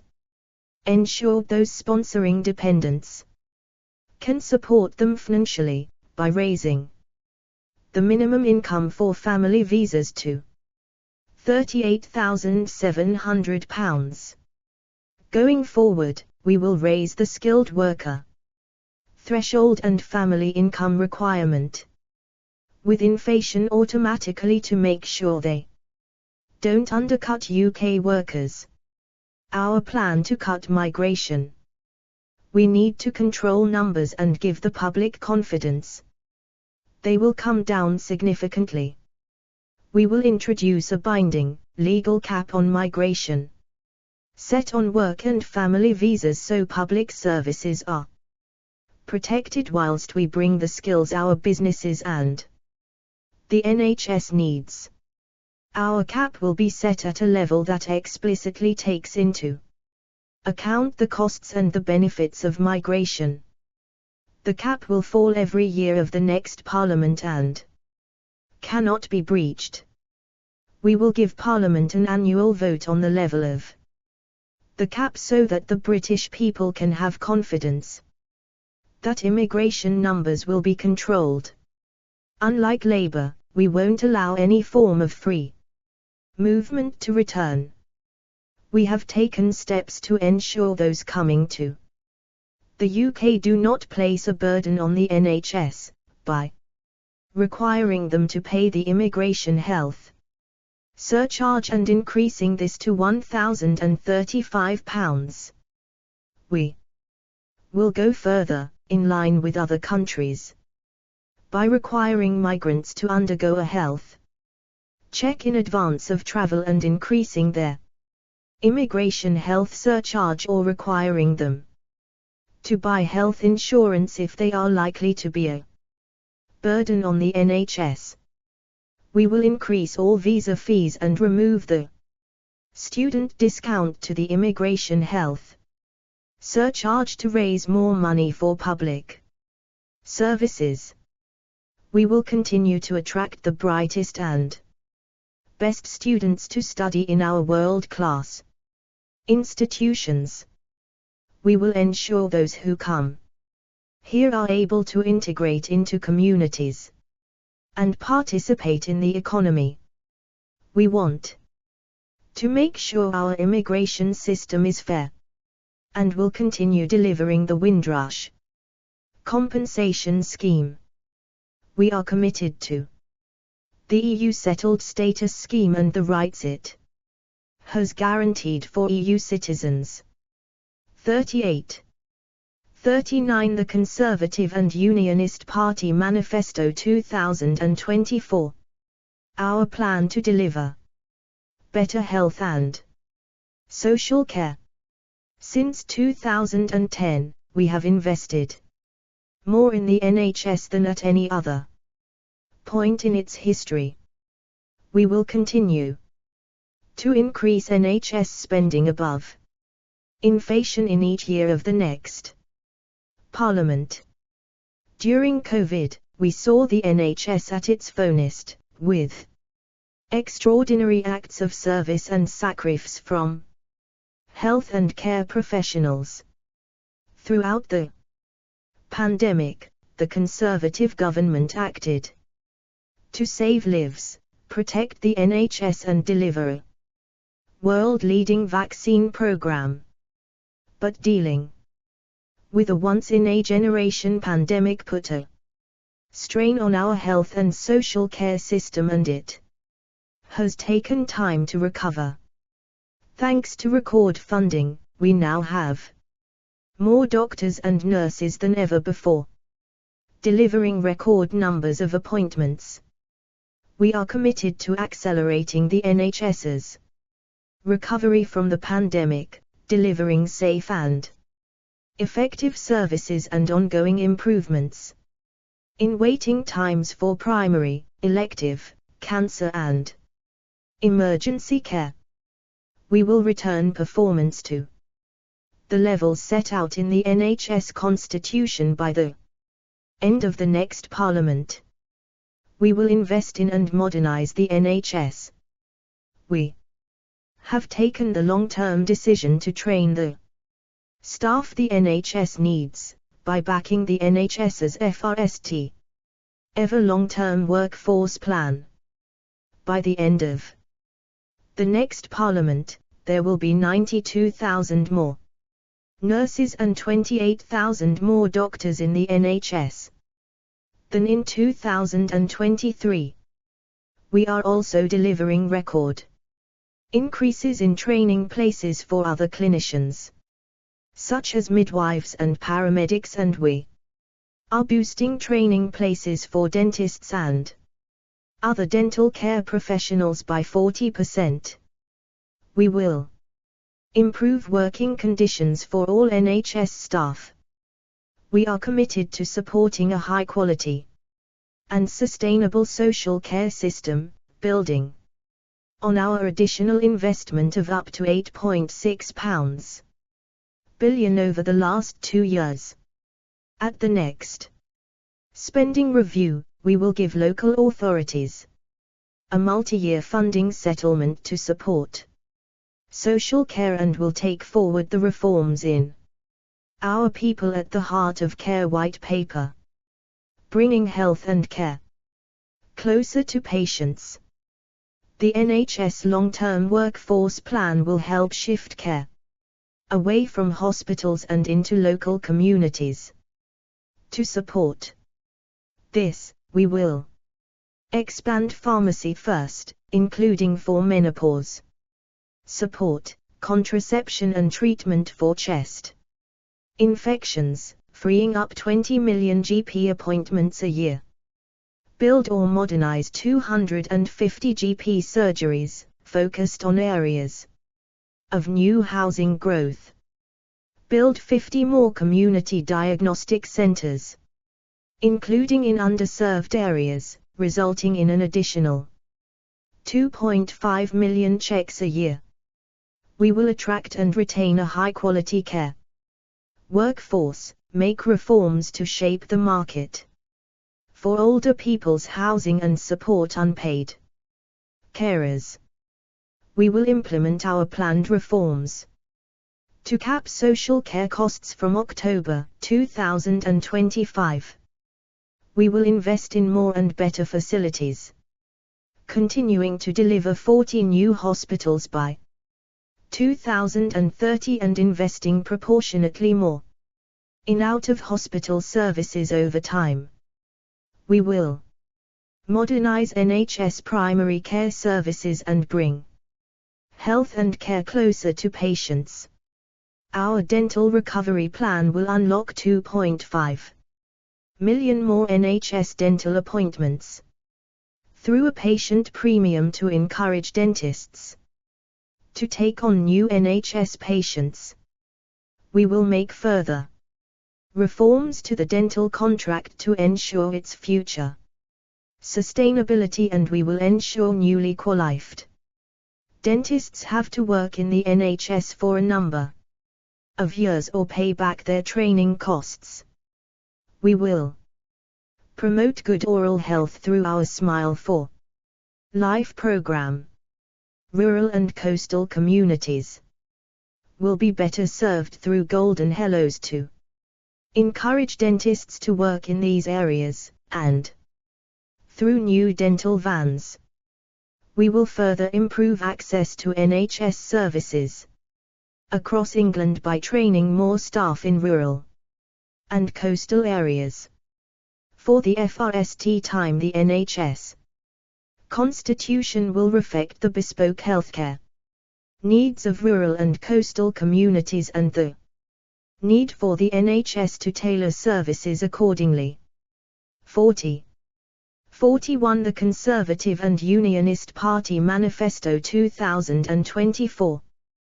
We will protect and promote patients' right to choose the NHS service that is right for them. We will grow opportunities for all types of providers, NHS, charity or independent sector, to offer services free of charge to NHS patients, where these meet NHS costs and standards.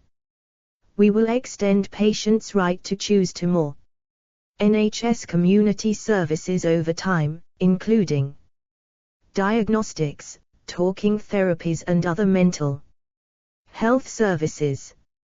We will fully roll out Martha's Rule, giving patients the right to a second opinion.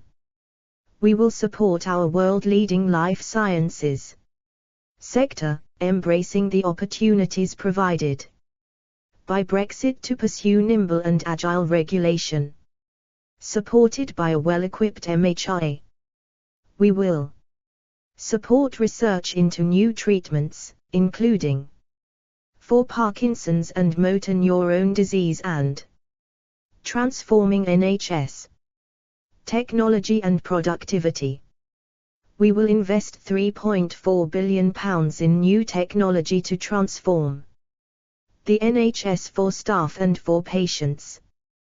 The NHS productivity plan will see NHS productivity grow by 1.9% a year from 2025 to 26, unlocking £35 billion of cumulative savings by the end of the decade. We will make the NHS app the single front door for NHS services. Patients will use the app to access their medical records, order prescriptions, book vaccine appointments, access a digital red book and manage their hospital appointments. Use AI to free up doctors and nurses' time for frontline patient care. Replace tens of thousands of outdated computers slashing the 13 million hours in doctors' and nurses' time lost to IT issues every year and digitize NHS processes through the Federated Data Platform. Fund technology to help clinicians read MRI and CT scans more quickly and accurately, speeding up results for 130,000 patients every year. Create new incentives for improved performance, rewarding the best performing providers of care. Secure more commercial clinical trials. We will remove bureaucratic obstacles to the use of new medicines, such as the NHS Budget Impact Test, and will align NHS England's cost-effectiveness thresholds for new medicines indications with those used by NICE. We will implement a new METEC pathway so that cost-effective METEC, including AI, is rapidly adopted throughout the NHS. We will cut waste and bureaucracy in the NHS, reducing the number of managers by 5,500, releasing £550 million for frontline services and simplifying and streamlining oversight and accountability.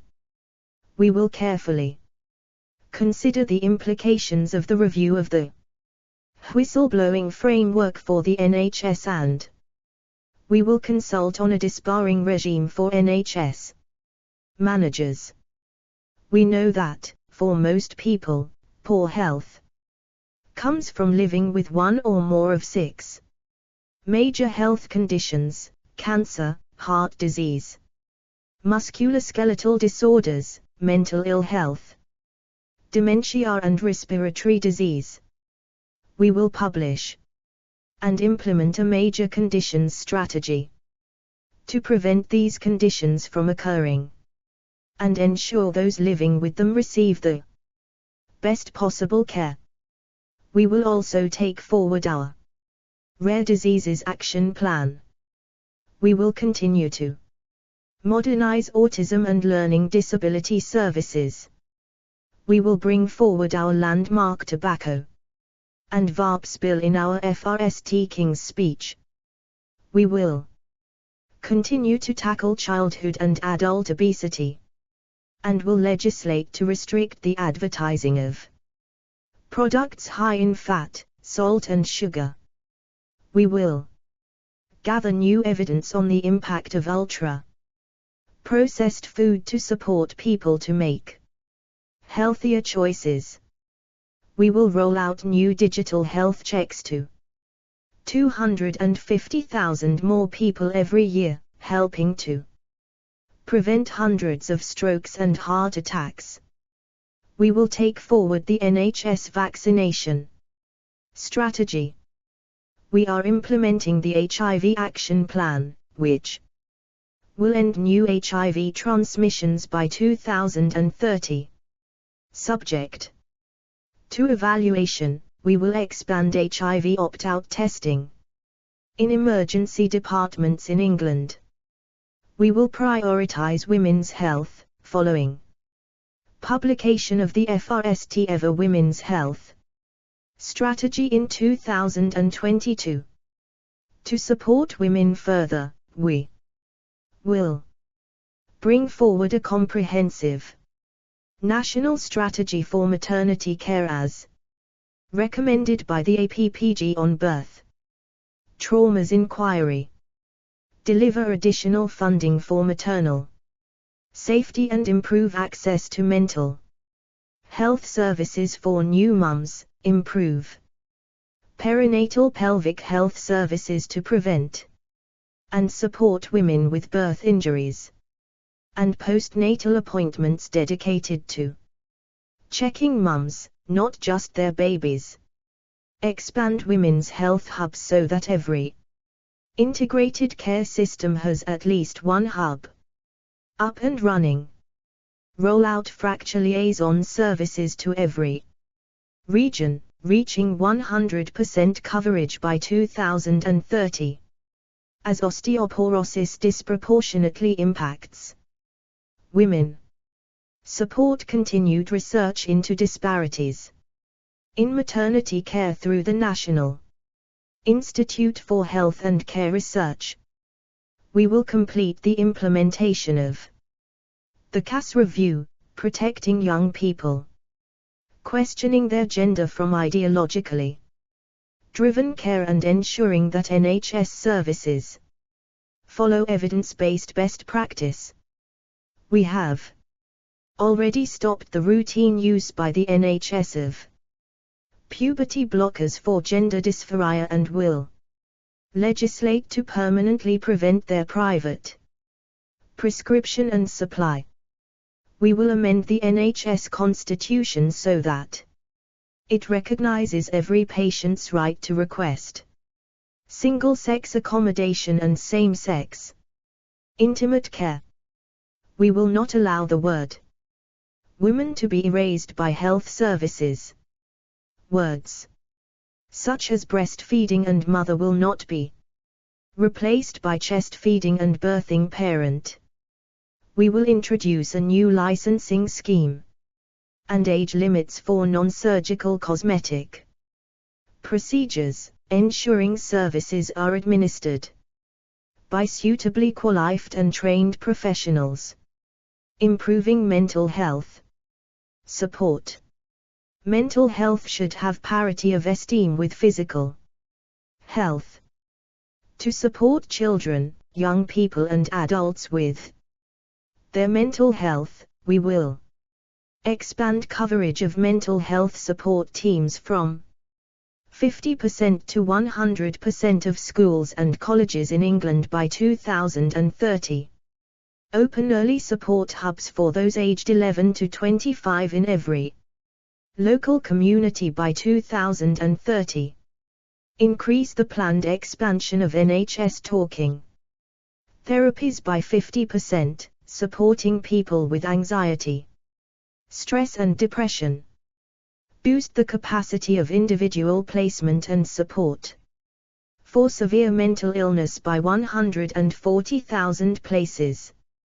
Pass a new law to provide better treatment and support for severe mental health needs in the first session of the next Parliament.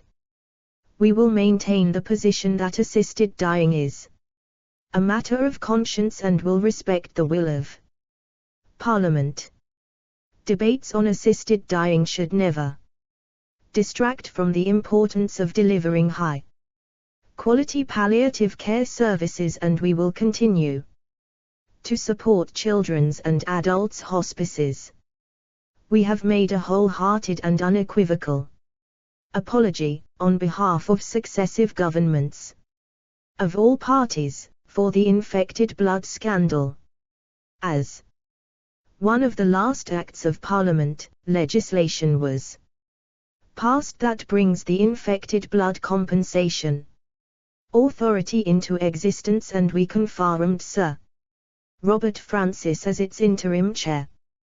We will pay comprehensive compensation to those infected and those affected by this scandal, accepting the principles recommended by the inquiry. Whatever it costs to deliver the scheme, we will pay it. We will also give a further £210,000 interim payment to living infected beneficiaries, those registered with existing infected blood support schemes, as well as those who register with a support scheme before the FNL scheme becomes operational, and the estates of those who pass away between now and payments being made. A scandal like this must never be allowed to happen again, so we will study the inquiry's wide-ranging recommendations and provide a full response to the inquiry. 42. 43. The Conservative and Unionist Party Manifesto 2024. Our plan for safer streets and justice for victims of crime. The Conservatives will always back our brave police and security services with the powers and resources needed to keep our country safe, and we will always work to deliver a justice system that is fair to victims and sees offenders repay their debt to society. Under the Conservatives, violent crime has fallen by 44% since 2010, and neighborhood crime is down 48%.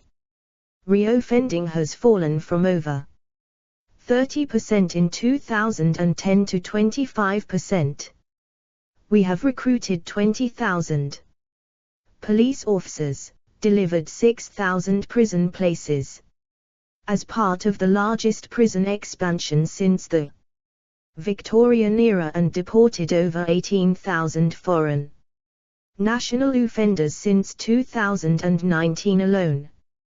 We will give every neighborhood an additional police officer by recruiting 8,000 more police officers to patrol communities and catch criminals in every ward in the country.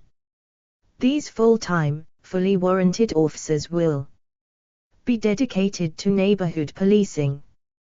Back the police by giving officers new powers and tools to catch criminals, including technology like facial recognition and powers to seize knives and track down stolen property.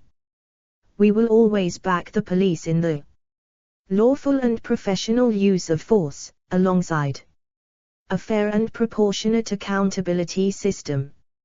Restore public trust in policing. We will license police officers for specialist roles, as we do already for free arms officers. We will legislate to ensure officers are appropriately vetted during their service, and those who fail can be sacked. We will foster greater collaboration between the National Crime Agency and counter-terrorism policing. We will urgently introduce Martin's Law, in tribute to Martin Hett, who was tragically killed alongside 21 others in the Manchester arena terrorist attack in 2017. This will ensure premises are better prepared for terrorist attacks by requiring them to take proportionate steps to mitigate risks. We will toughen up community sentencing by increasing the use of community payback and electronic tagging, so criminals pay their debt to society and communities witness justice being served. We will fund every police force to roll out hotspot policing, which has cut antisocial behavior by up to 50% in some areas. We will keep turning the tide against fraudsters. In the last year we have reduced fraud by 13%, including through our new National Fraud Squad with 400 officers now in post. We will ban SIM farms, which are used to send bulk messages for fraudulent texts, and ban cold calls on financial products so fraudsters cannot dupe people into buying fake investments. Tackling violence against women and girls. We have made violence against women and girls a strategic policing requirement for the FRST time, making clear to the police that these crimes are as significant as terrorism, serious and organized crime and child sexual abuse. We have strengthened the law to punish predators with new offenses for stalking, controlling or coercive behavior, non-fatal strangulation and suffocation, sharing of intimate images or revenge porn, non-consensual taking of images of a woman breastfeeding, upskirting, and raised the maximum penalties for harassment.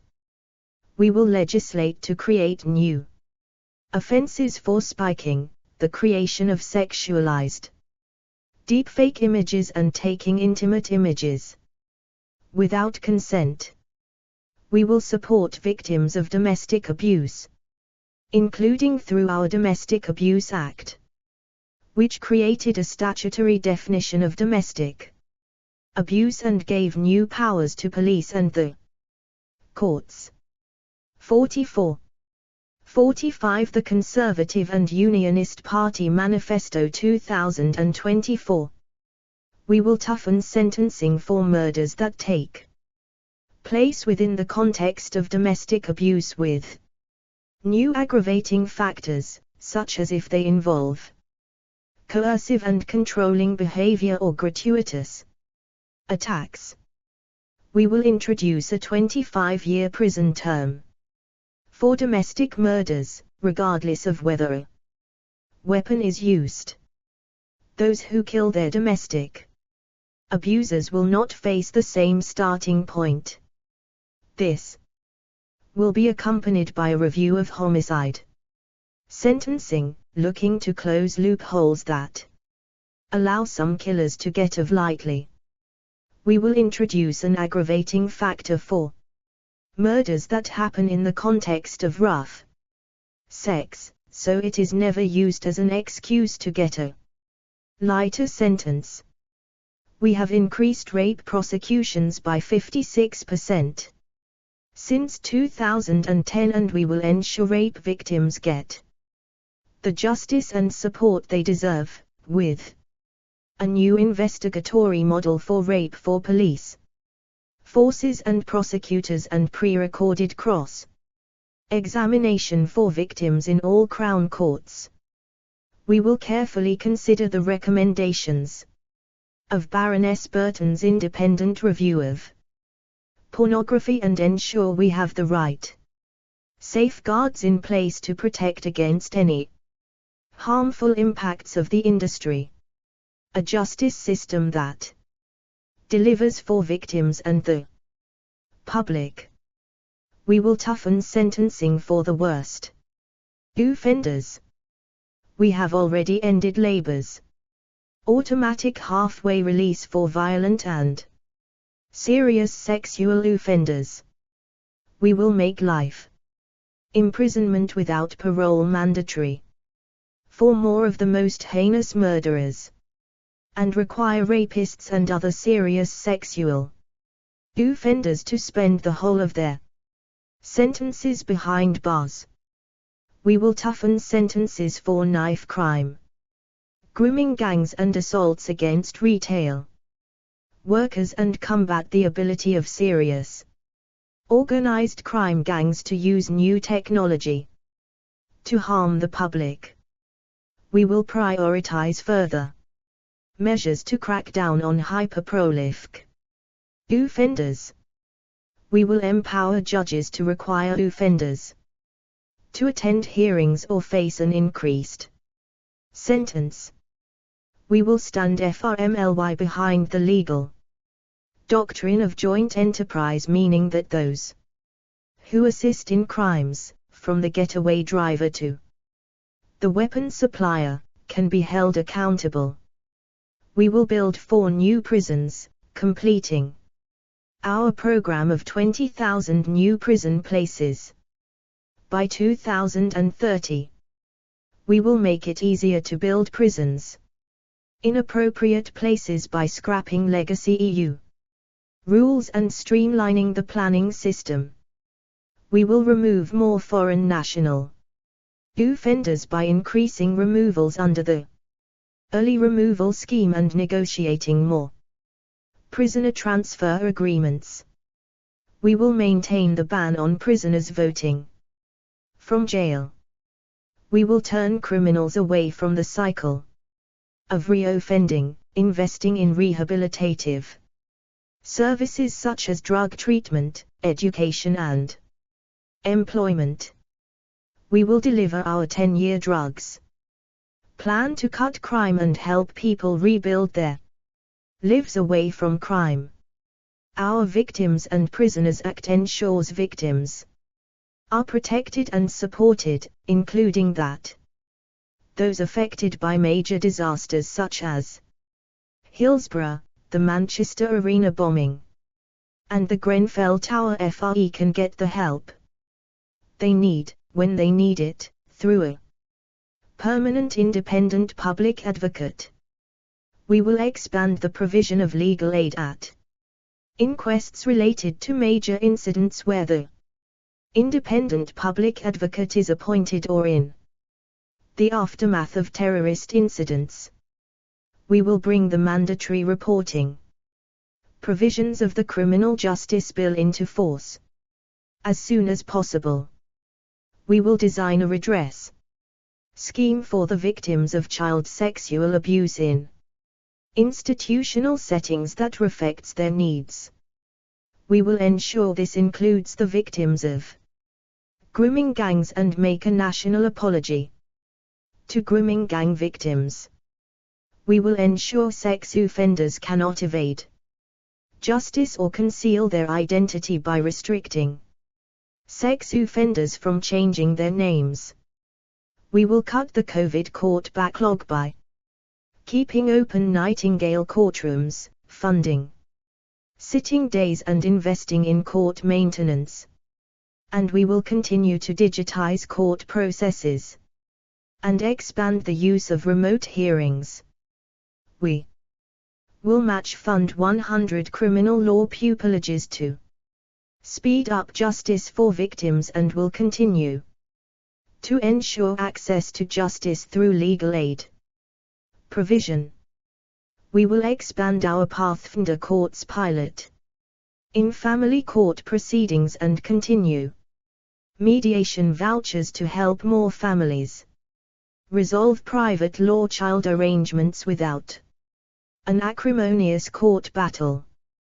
We will support our world-class legal services sector, including through an arbitration bill. We will help individuals and small businesses bring cases against wealthier opponents with legislation to support third-party funding of litigation, a plan to counter extremism, and to protect our streets. In recent months we have seen shocking increases in protests being used as a cover for extremist disruption and criminality. We cannot allow a small and vocal minority to destroy our democratic values. That is why we unveiled a new extremism definition under which certain groups that promote an ideology based on violence, hatred or intolerance will be blocked from government funding and meeting officials. We have passed tough new laws to curb disruptive protests. Our Public Order Act 2023 gave the police new powers to intervene where protests cause serious disruption to communities, leading to the arrests of over 600 Just Stop Oil and Extinction Rebellion protesters in London alone. We will introduce further powers to ban face coverings, pyrotechnics and climbing on war memorials. We will strengthen police powers to prevent protests or marches that pose a risk of serious disorder, by allowing police to take into account the cumulative impact of protests. We will ban protests outside schools to stop mobs from intimidating teachers and children. We will always support teachers to uphold and promote fundamental British values and ensure they are protected from accusations of blasphemy. We will place a duty on the police and prosecutors to publish regular guidance on the statements, chants or symbols, for example, the swastika or the term jihad, that in the context of political protest may constitute an offense. We will explore ways for the police to recover some of the costs of policing disruptive protests from the groups that organize them. We will also ensure our elected representatives get the protection needed to represent their constituents without fear. Abuse or discrimination based on religion is unacceptable. We will not tolerate anti-Semitic hatred in any form. We have pledged £54 million for the Community Security Trust to give Jewish schools and synagogues the security measures they need and allocated additional funding to support schools and universities to understand, recognize and tackle antisemitism. We will get the UK Holocaust Memorial built. We do not tolerate anti-Muslim hatred and will seek to stamp it out wherever it occurs. We have committed to provide £117 million over 4 years for the protective security for mosques scheme and are proud to support and help fund Tel Mama's vital work. 46. 47 The Conservative and Unionist Party Manifesto 2024. Our plan for an affordable and pragmatic transition to net zero. In the last few years, we have faced the greatest shock to our energy security since the 1970s. Putin's illegal invasion of Ukraine sent energy prices spiraling. Because of the decisions we had taken to boost domestic energy production and invest in renewables, Britain had little reliance on Russian fuel when the invasion began, unlike some of our European neighbors. But when global energy prices spiked, the government stepped in to pay around half the typical household bill at the peak, saving families £1,500 on average. Bills are now coming down, and in July will fall to the lowest level in over 2 years. But the shock has reminded us of the importance of securing our long-term energy supply.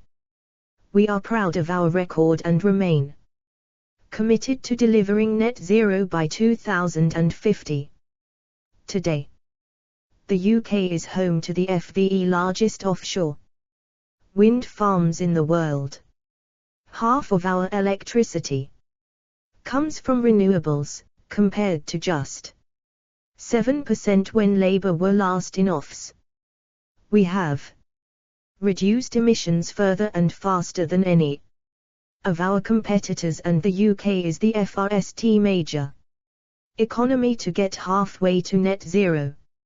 And we have done this while growing our economy by 80%, demonstrating to other countries that there is a positive economic path to tackling climate change. Delivering energy security. We will boost our energy independence in an increasingly unstable world. We will legislate to ensure annual licensing rounds for oil and gas production from our own North Sea, to provide energy to homes and businesses across the country and protect high-skilled and well-paid jobs in the industry. Labour are committed to shutting down the North Sea, rejecting any new licenses that would put 200,000 jobs and billions of pounds of tax receipts at risk. It would leave the UK more dependent on foreign powers and mean higher emissions from imported liquefied gas. We introduced a windfall tax on oil and gas companies in 2022 to ensure they pay their fair share of tax from extraordinary profits while prices remain abnormally high. We will keep this in place until 2028 to 29, unless prices fall back to normal sooner. In total, this is expected to raise over £26 billion. We will maintain the investment allowances that provide incentives to invest in our North Sea, which Labour have said they would remove. We will back up renewables and prevent the prospect of blackouts with new gas power stations to maintain a safe and reliable energy source for days when the weather doesn't power up renewables. Conservatives know that if we are forced to choose between clean energy and keeping citizens safe and warm, we will choose to keep the lights on. We are delivering record investment into UK renewables. But we need to go further, unlocking more investment to secure our energy supply in the future. In the next Parliament we will treble our offshore wind capacity to deliver low-cost, homegrown energy and support the development of vibrant industrial clusters in places like the north, east of England, Scotland and Wales. Build the FRST2 carbon capture and storage clusters, based across North Wales and the northwest of England and Teesside and the Humber, cutting carbon and creating tens of thousands of jobs in these regions, and progress the second tranche of projects in Aberdeenshire and the Humber. 48. 49. The Conservative and Unionist Party Manifesto 2024. Invest £1.1 billion into the green industries growth accelerator to support British manufacturing capabilities, boost supply chains and ensure our energy transition is made in Britain.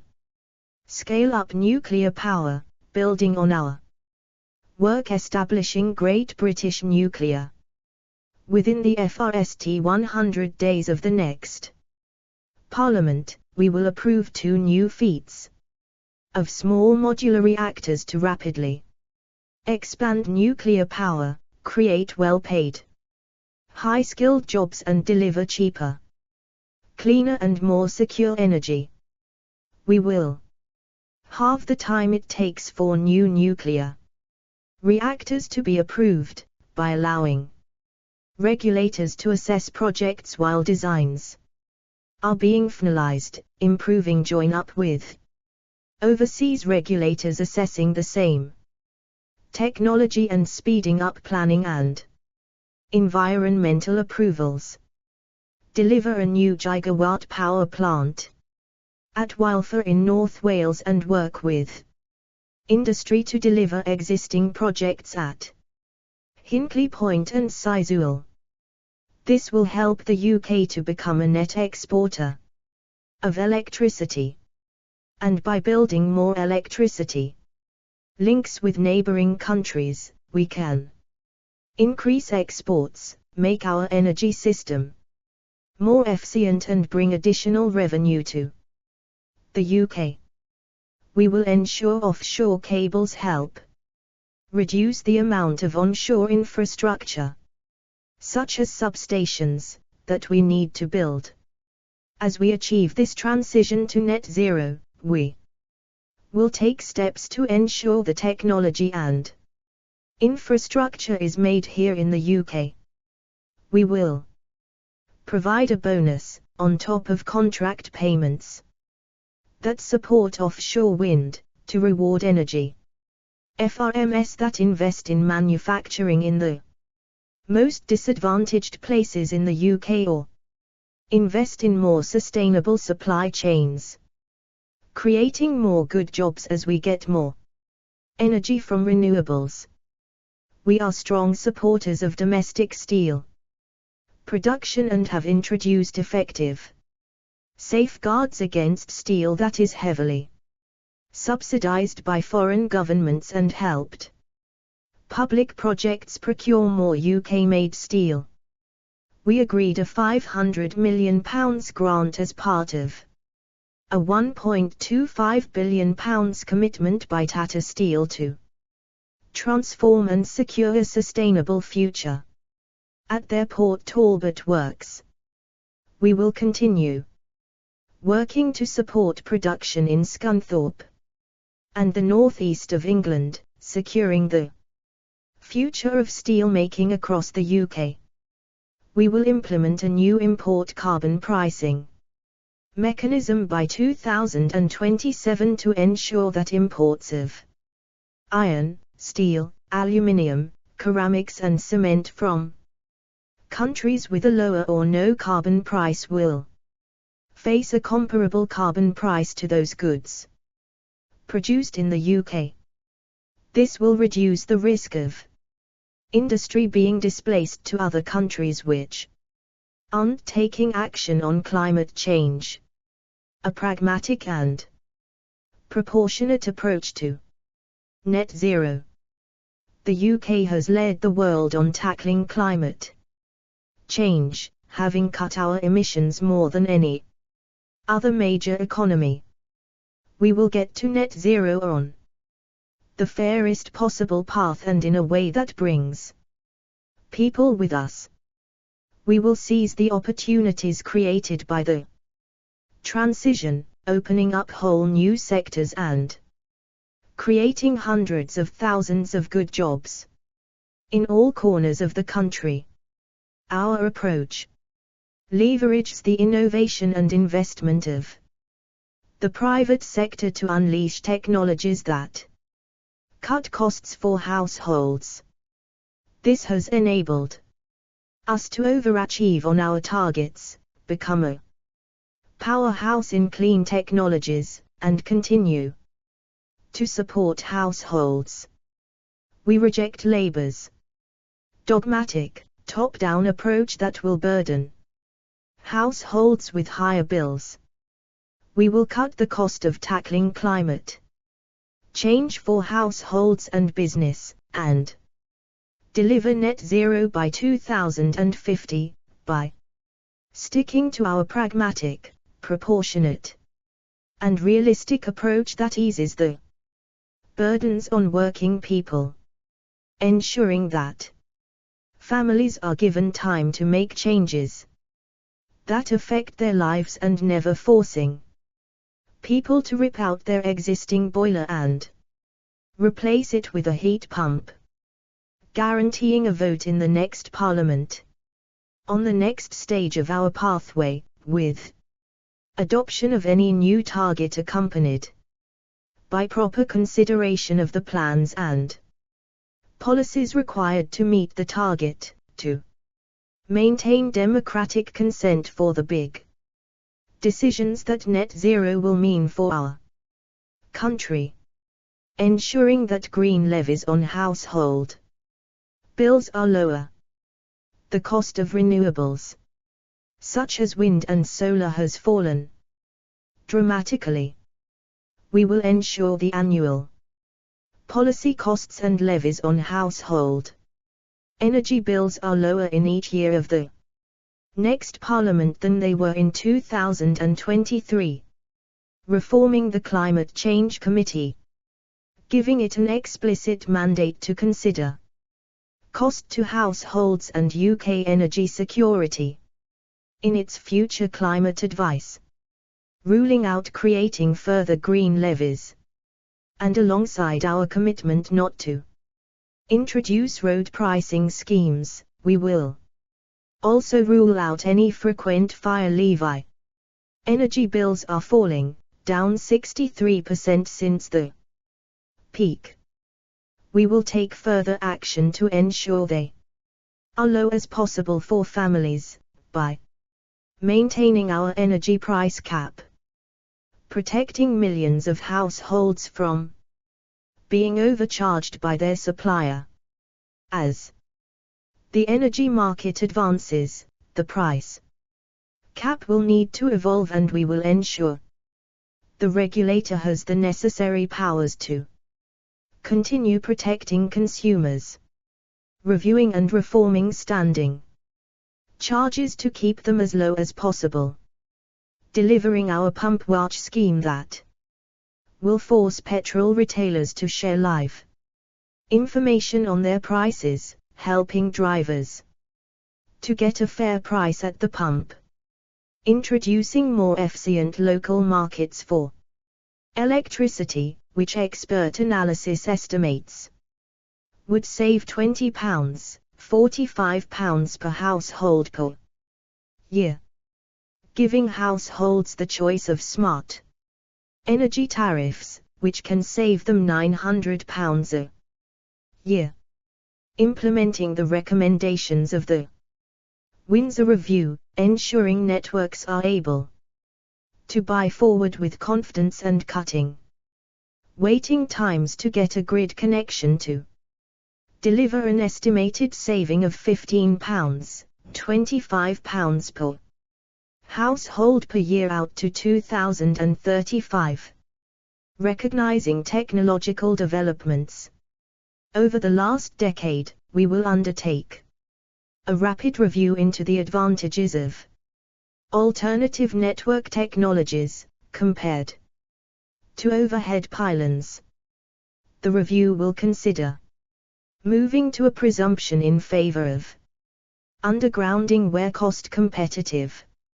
Almost half of homes in England are now energy efficiency band C, up from just 1 in 7 in 2010. We will invest £6 billion in energy efficiency over the next 3 years to make around 1 million homes warmer.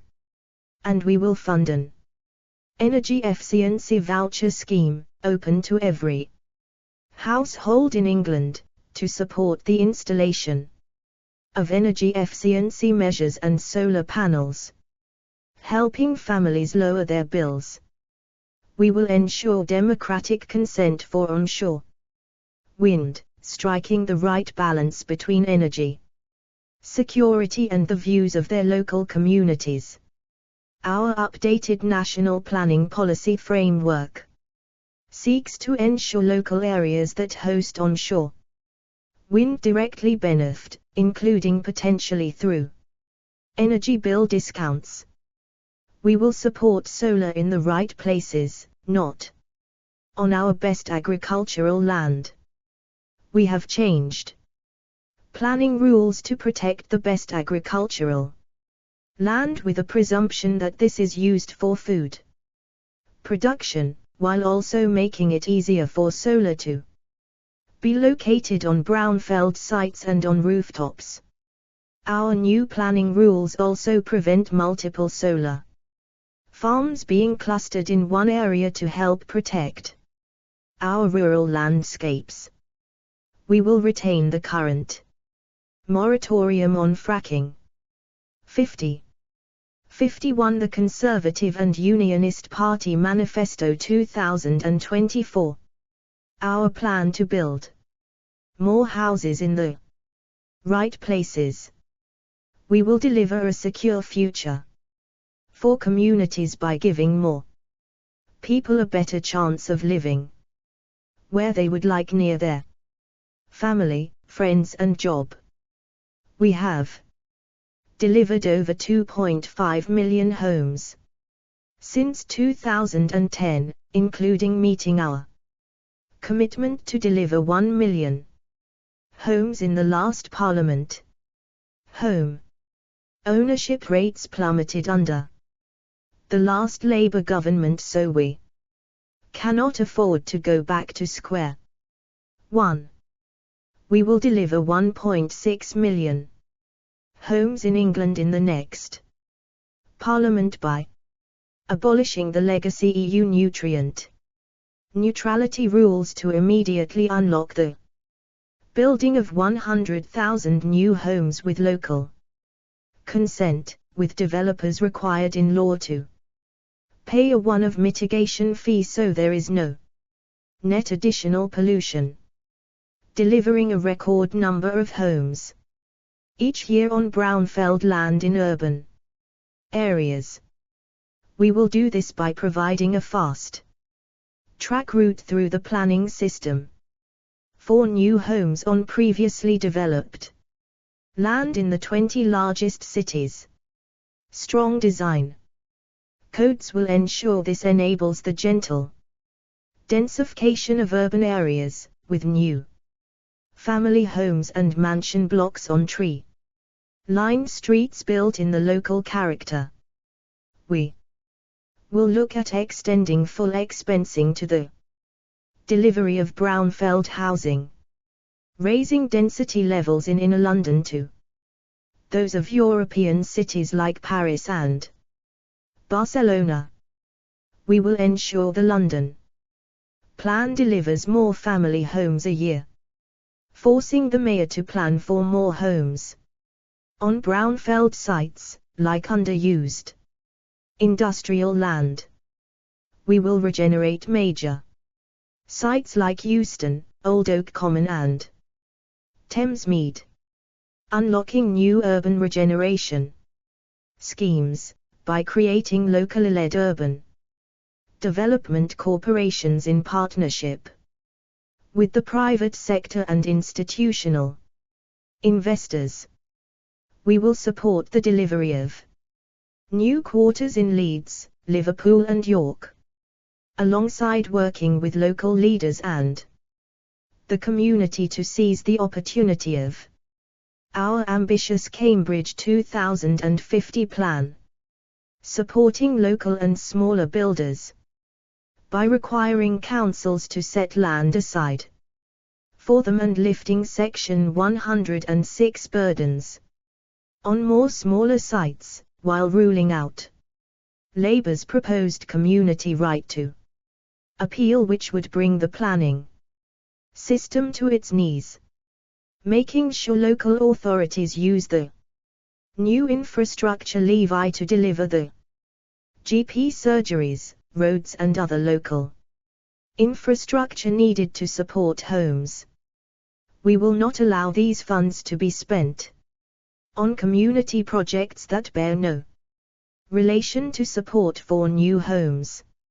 Renewing the Affordable Homes program that will deliver homes of all tenures and focus on regenerating and improving housing estates, retaining our cast iron commitment to protect the Green Belt from uncontrolled development, while ensuring more homes get built where it makes sense, like in inner cities. Our national planning protections mean there is never any top-down requirement for councils to remove green belt protection, and these will remain in place. 52. 53. The Conservative and Unionist Party Manifesto 2024.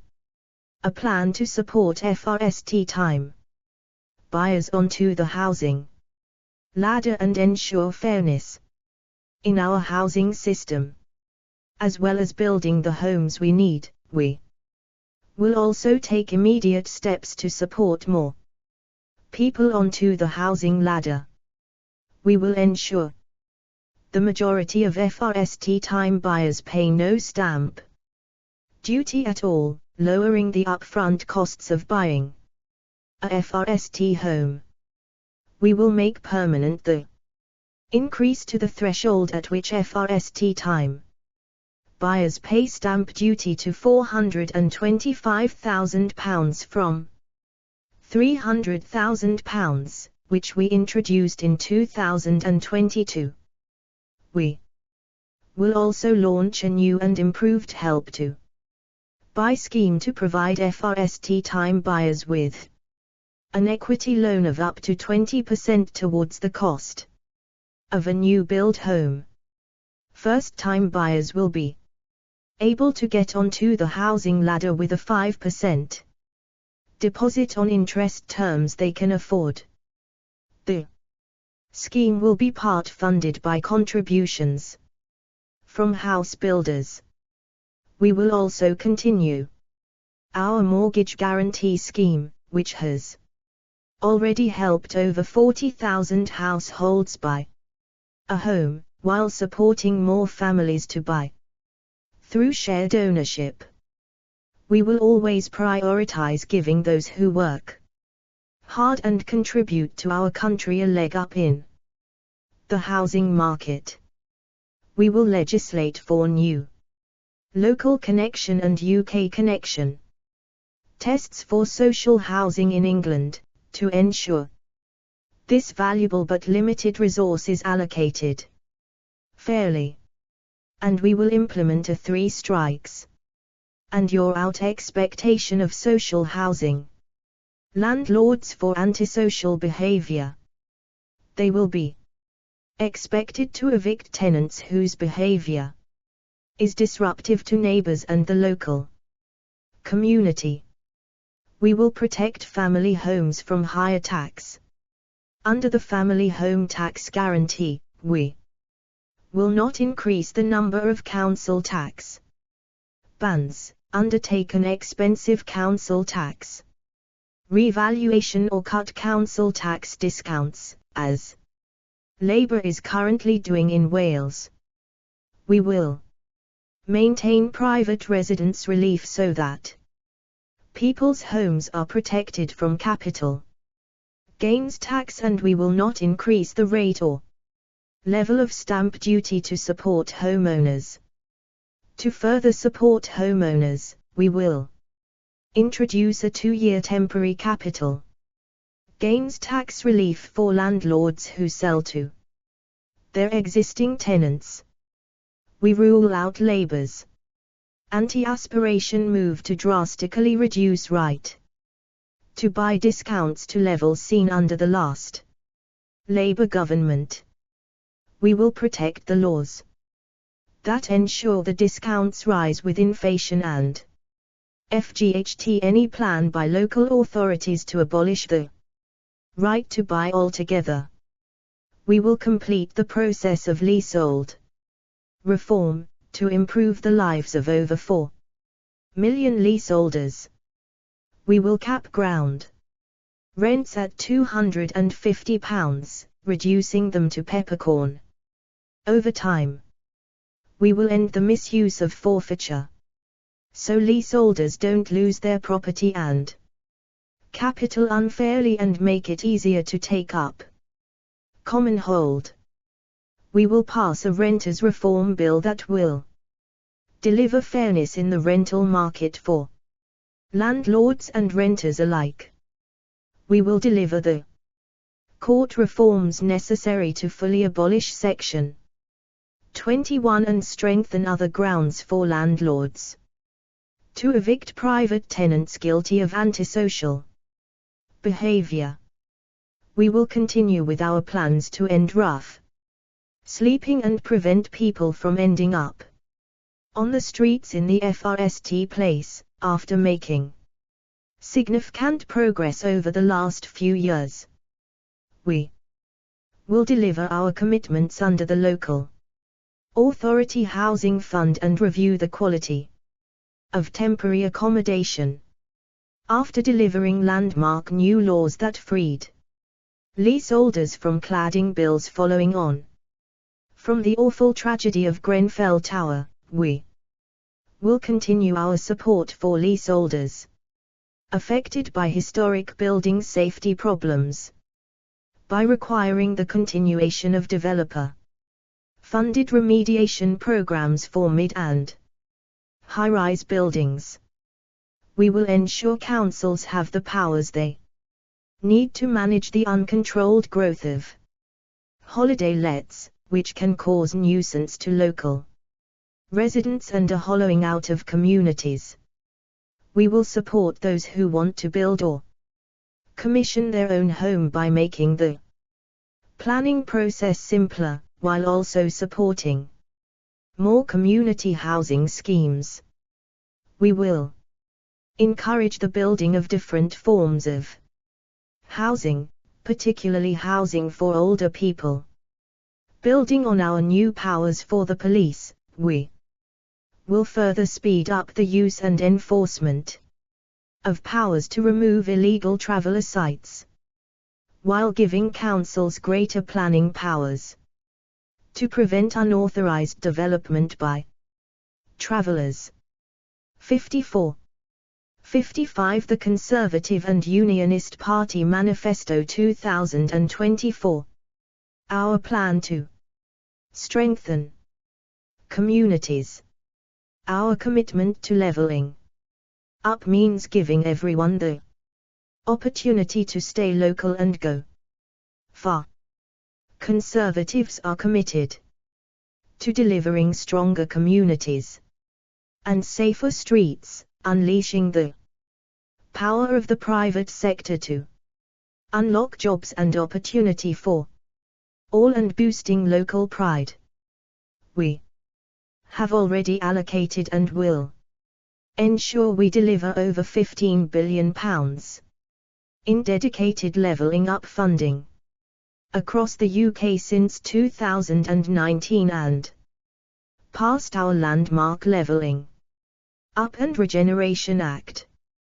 We have saved more than 330 pubs, sports clubs, arts venues and other precious community spaces through our community ownership fund, and we have unlocked the promise of thousands of jobs with 12 free ports.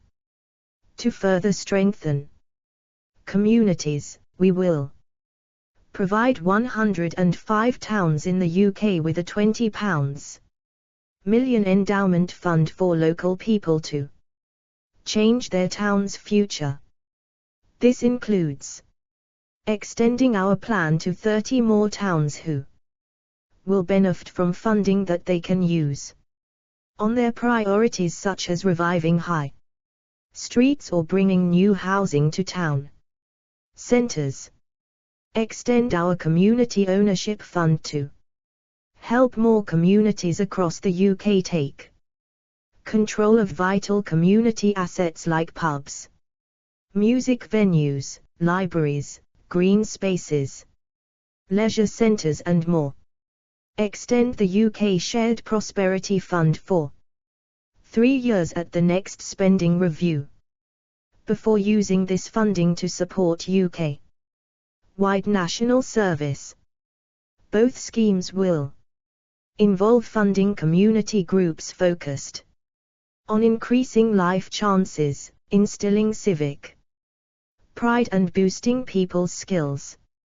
Create more free ports and business rates retention zones.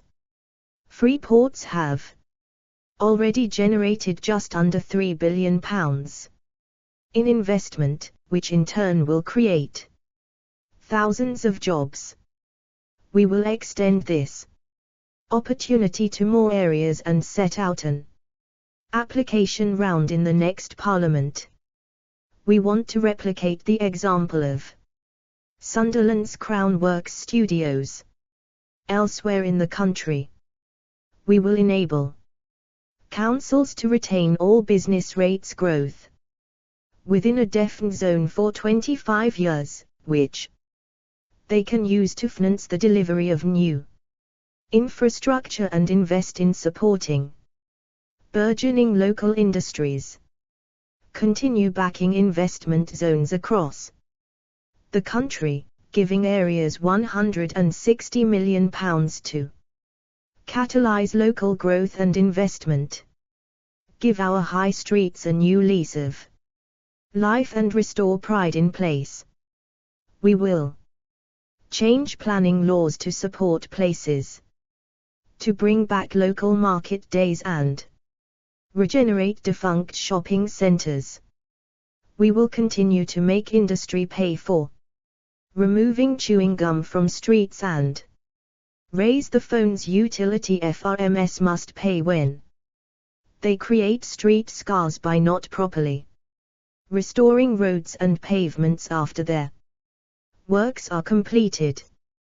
We will make FY tipping an offence that carries penalty points against your driving license. Empower communities through devolution and new powers. By 2030, every part of England that wants one will have a devolution deal.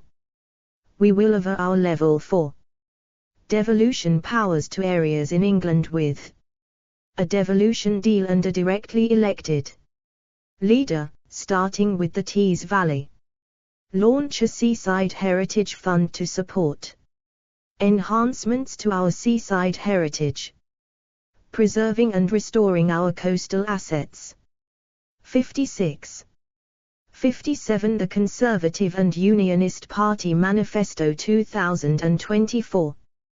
We will ensure councils provide high quality and value for money services to local communities. As part of this, we will protect residents from excessive council tax rises by ensuring that local people have the final say on council tax, and we will ban the 4-day working week in local authorities. We will improve standards in councils by making their performance more transparent through the Office for Local Government. We will always stand behind councils and look to recognize the unique circumstances of coastal areas in the allocation of grant funding to local authorities, alongside providing fairer funding for rural areas through the Rural Services Delivery Grant. Backing drivers. In our first King's Speech, we will go even further and introduce a backing drivers bill that will stop road pricing. A Conservative government will not introduce pay-per-mile road pricing and will ban mayors and local councils from doing so. Reverse Labour's unfair ULEZ expansion in London. Sadiq Khan's ULEZ tax rise only has a moderate or minor effect on pollution. The expansion impacts thousands of people living around London who had no say in his election and can now no longer afford to get to hospital appointments or where they work or study. We will reverse it. Rule out top-down blanket low traffic neighborhoods and 20 miles per hour zones. While 20 miles per hour zones can help improve road safety in residential areas or outside schools, misuse undermines public trust and risks congestion and pollution. We are clear they must only be considered on a road-by-road basis and with the support of people who live there. We will require any new schemes to be put to a referendum and introduce a right to challenge existing low-traffic neighborhoods and 20 miles per hour schemes. A plan to support the journeys people make every day. Reliable transport links are critical for thriving local communities. The £36 billion of savings from HS2 will transform local and regional transport, benefiting more people, in more places, more quickly. But we will also take immediate steps to help people now. Buses are overwhelmingly the most popular form of public transport, in both urban and rural areas. Our £2 bus fare has cut bus fares outside London by 6.2%. We will extend the £2 bus fare cap in England for the entirety of the next Parliament, benefiting young people and low-income households, while pensioners continue to benefit from the free bus pass. The extension of the £2 fare cap will be funded by savings from reform of the railway, which will save up to £1.5 billion annually. Too often over the last few years, local Labour politicians have made the journeys on which people rely harder. We are determined to turn this situation around. Since 2010, the Conservative government has consistently been on the side of drivers. We have prioritized freezes in fuel duty and recently published Our plan for drivers including reforms to make better use of bus lanes, introduce penalties for overrunning street works and implement a consistent approach to the enforcement of entering yellow box junctions. Following the recent consultation, we will allow motorcycles in all bus lanes and reform motorcycle licensing. We will roll out the national parking platform this year to simplify paying for parking, reflecting feedback from older and disabled people. We will also give councils the power to ban pavement parking, provided they engage with businesses and residents to ensure they are not adversely affected.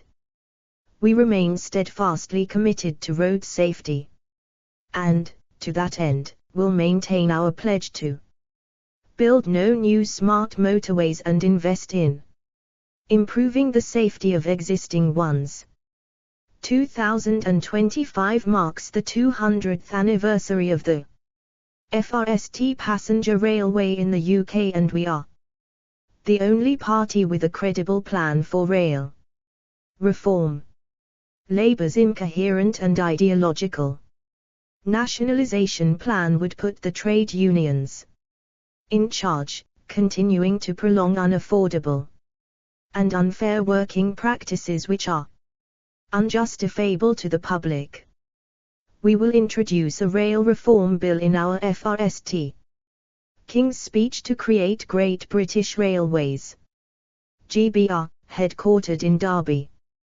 GBR will usher in a revitalised private-public partnership, delivering a modern and innovative railway with reliable services and simpler tickets. We will task GBR with growing the role of the private sector, including supporting the expansion of open access services to bring greater choice for passengers.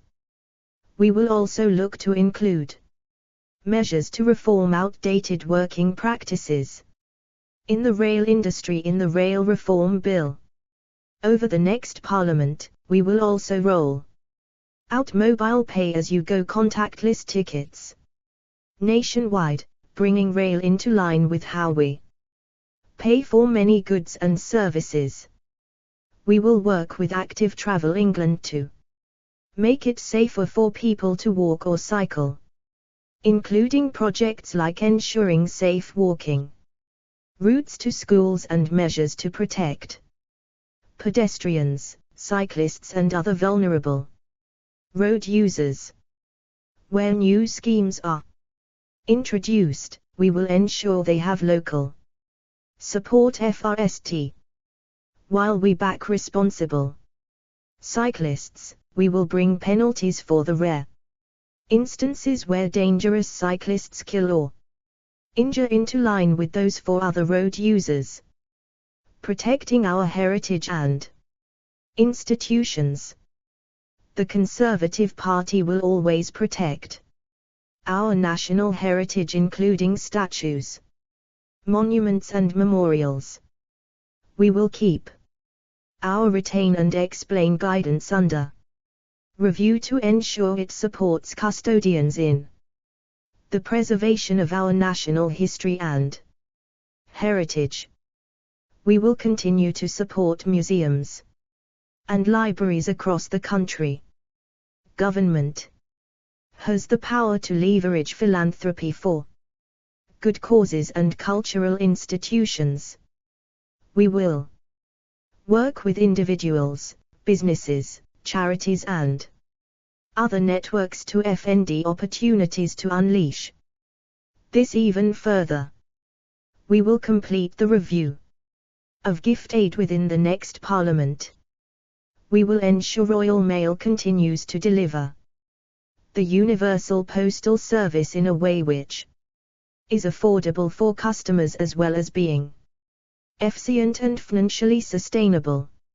Saturday deliveries are important, particularly to businesses, which is why we are clear they will not be scrapped. Conservatives are clear we want a continued 6-day service, which Labour and the trade unions would put at risk. We have taken exceptional and unprecedented action, legislating to quash the convictions of those affected by the Post Office Horizon scandal, one of the greatest miscarriages of justice in our nation's history. We will ensure the new redress scheme is in place and ready to make payments to claimants by the end of July. We are clear that the Post Office should be a valuable social and economic asset for communities and businesses for years to come. That requires a change of culture at the top to deliver the scale of change needed across the organization. We have legislated to require banks and building societies considering closing a branch to consider the needs of all their customers and ensure they continue to have appropriate access to cash in their local community. We have already announced over 100 banking hubs which enable customers to access free to 59 The Conservative and Unionist Party Manifesto 2024. Use cash and everyday banking services.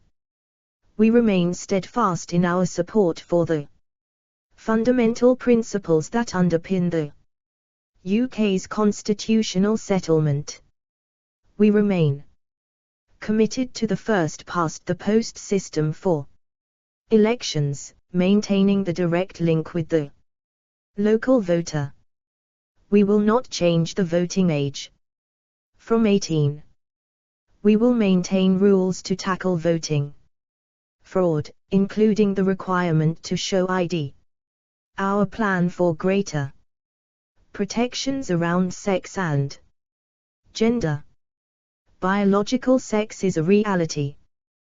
The overwhelming majority of people in this country recognize that it is right that we have in place provisions and protections for those whose sense of self does not match their biological sex. However, we will not allow the safety and privacy of women and girls to be undermined. It has been more than a decade since the Equality Act was passed by a Labour government. It has not kept pace with evolving interpretations and is not sufficiently clear on when it means sex and when it means gender. The next Conservative government will introduce primary legislation to clarify that the protected characteristic of sex in the Equality Act means biological sex.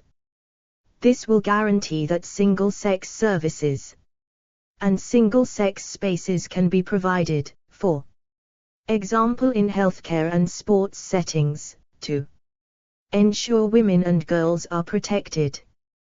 We are clear that on fundamental matters of personal identity there should be one approach across the country, so we will also legislate so that an individual can only have one sex in the eyes of the law in the United Kingdom. In recent years, an increasing number of children have started questioning their gender, the consequences of which are still unknown. This is why we will pass legislation to ensure schools must follow our guidance for teachers on how best to support gender questioning students in schools and colleges. Parents will have a right to know if their child wants to be treated as the opposite sex, and schools will have to involve parents when it comes to decisions about their children. We are clear that no one in this country should be harmed or harassed for who they are. That is why we are proud that the UK has one of the world's strongest legislative frameworks. To prevent and tackle discrimination and harassment against those with particular protected characteristics, including sexual orientation and gender reassignment. Attempts at so-called conversion therapy are abhorrent. But legislation around conversion practices is a very complex issue, with existing criminal law already offering robust protections. The challenges involved can be seen, for example, with the SNP reconsulting for views on their proposals in Scotland and Sweden recently, concluding that they will not be pursuing a similar ban. In light of the CAS review final report, it is right that we take more time before reaching a final judgment on additional legislation in this area. Equality of opportunity. We are committed to promoting equality of opportunity, not divisive identity politics. We value a society that is inclusive no matter what sex, sexual orientation, ethnicity or religion a person is. Our United Kingdom is a multi-ethnic, multiracial, multi-faith success story. Our Inclusive Britain plan advances opportunity, while tackling unfair ethnic disparities across education, employment, health and the justice system. We are seeing some of the most entrenched disparities in our society narrowing. For example, in our justice system and our police forces, we now have the highest proportion of ethnic minority officers, judges and magistrates since records began. Our ambition is to make this country the most accessible place in the world for people with disabilities to live, work and thrive. We are delivering on our Disability Action Plan to transform the everyday lives of people with disabilities. We passed the British Sign Language Act to ensure all public services and information are accessible to deaf people who use BSL. The Down Syndrome Act will improve access to services and the quality of life of people with Down syndrome. In the next Parliament we will improve support for people who have guide or assistance dogs and explore bidding to host and deliver the 2031 Special Olympics World Summer Games. We are proud of our record on delivering for LGBT people and will continue to do so. We passed the Same-Sex Marriage Act to give same-sex couples the opportunity to enjoy the institution of marriage. We have delivered the largest national rollout of PrEP in Europe. 61 The Conservative and Unionist Party Manifesto 2024. Our plan to back farmers and fisheries to grow our food security. Our food and farming sectors generate over £120 billion for the UK economy every year. In the last Parliament, we maintained the farming budget to support our food security. In England, this has supported farmers with a range of options to choose what works best for them, from business advice to new equipment, soil and nutrient management and hedgerow planting. Labour's actions in Wales show that they will never be on the side of the farming community. Their blueprint involves top-down targets, fundamentally denying farmers the flexibility they need to achieve environmental goals in ways that work for them and making their primary job of keeping the nation fed harder. Conservatives will always be on the side of farmers.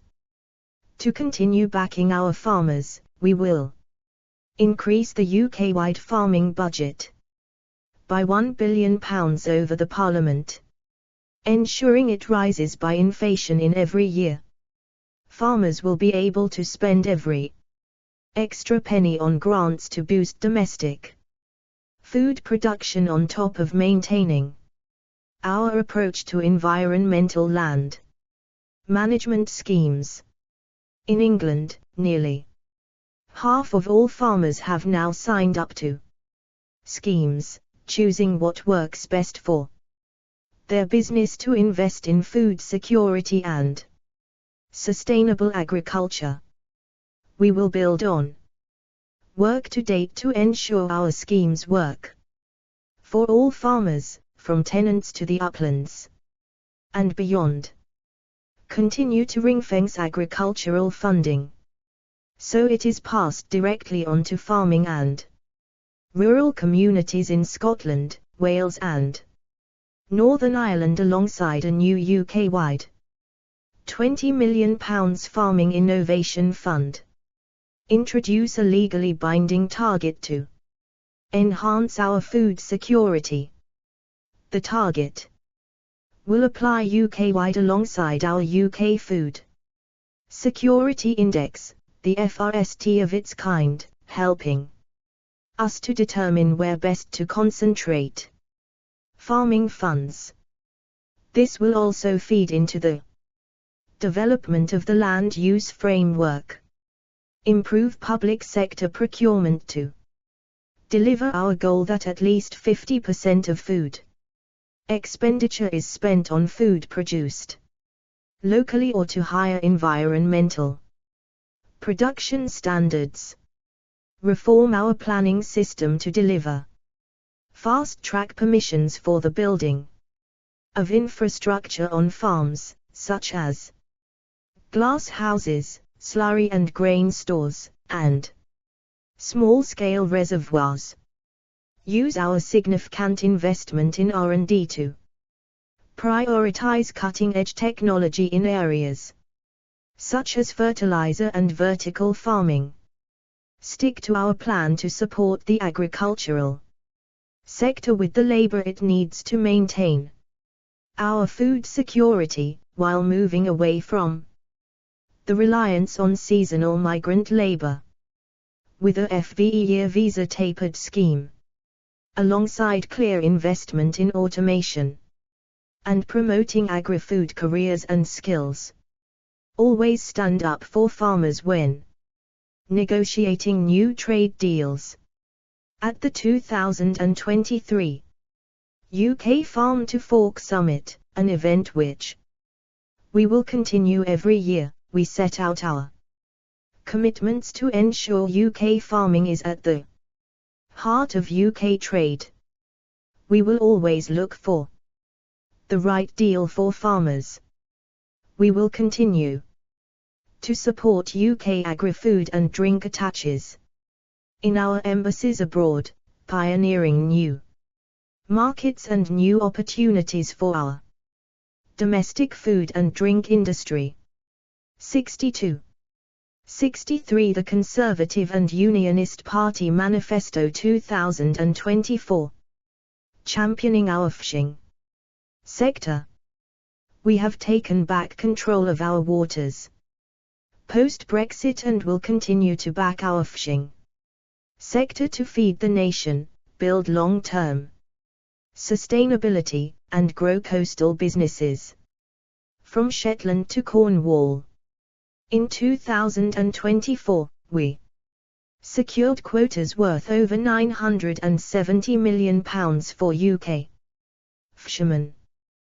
We will go further to seek additional opportunities for our inshore fleet in the 2026 negotiations, and ensure inshore voices are better heard by their representative bodies. We will replicate the £100 million UK Seafood Fund to continue to support the sector to thrive. The fund could be used to invest in harbor and FSH market upgrades, provide new equipment and technology for FSH processing, or to support our growing aquaculture sector. We will particularly concentrate funding on small and medium-sized businesses and the inshore fishing fleet, recognizing competing pressure on marine space. We will also seek opportunities to back the inshore fleet when making marine planning decisions. 64. 65. The Conservative and Unionist Party Manifesto 2024. Our plan to support our rural way of life and enhance our environment. Conservatives are committed to nurturing a thriving rural economy. Rural areas already contribute over £250 billion to the economy. We will build on this, supporting jobs, growth and education in rural communities. Over 80% of properties across the country can now access high-speed broadband, up from just 7% in 2019, with a record £714 million committed to boosting rural broadband coverage in 2024. We will invest in new technology to achieve our ambitious broadband targets for hard-to-reach areas. On transport, the £2 fare cap has cut rural bus fares by over 11%, and our commitment in our backing drivers bill not to introduce pay-per-mile road pricing schemes will ensure people who rely on their cars in rural areas are protected.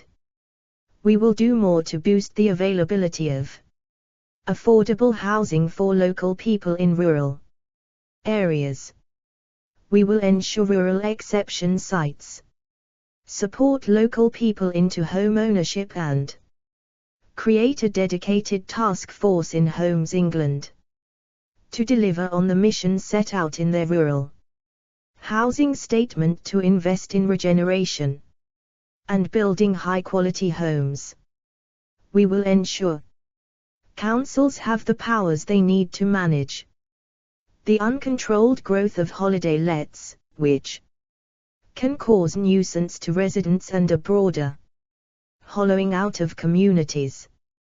Conservatives will always seek to preserve and enhance the rural way of life. We will make no changes to the Hunting Act. Further, public arm's-length bodies must be responsive to those they serve. Rural communities are clear that improvements must be made to the ways in which these bodies consult and make decisions, especially from Natural England and the Environment Agency. We will improve their accountability and give them clearer objectives to focus on. They must take balanced decisions and factor in the impact on the rural economy. In recent years we have seen increasingly extreme wet weather, underlining the importance of building food resilience. Since 2010, government investment has better protected over 600,000 properties from flooding and coastal erosion, and since 2015, has protected over 900,000 acres of farmland.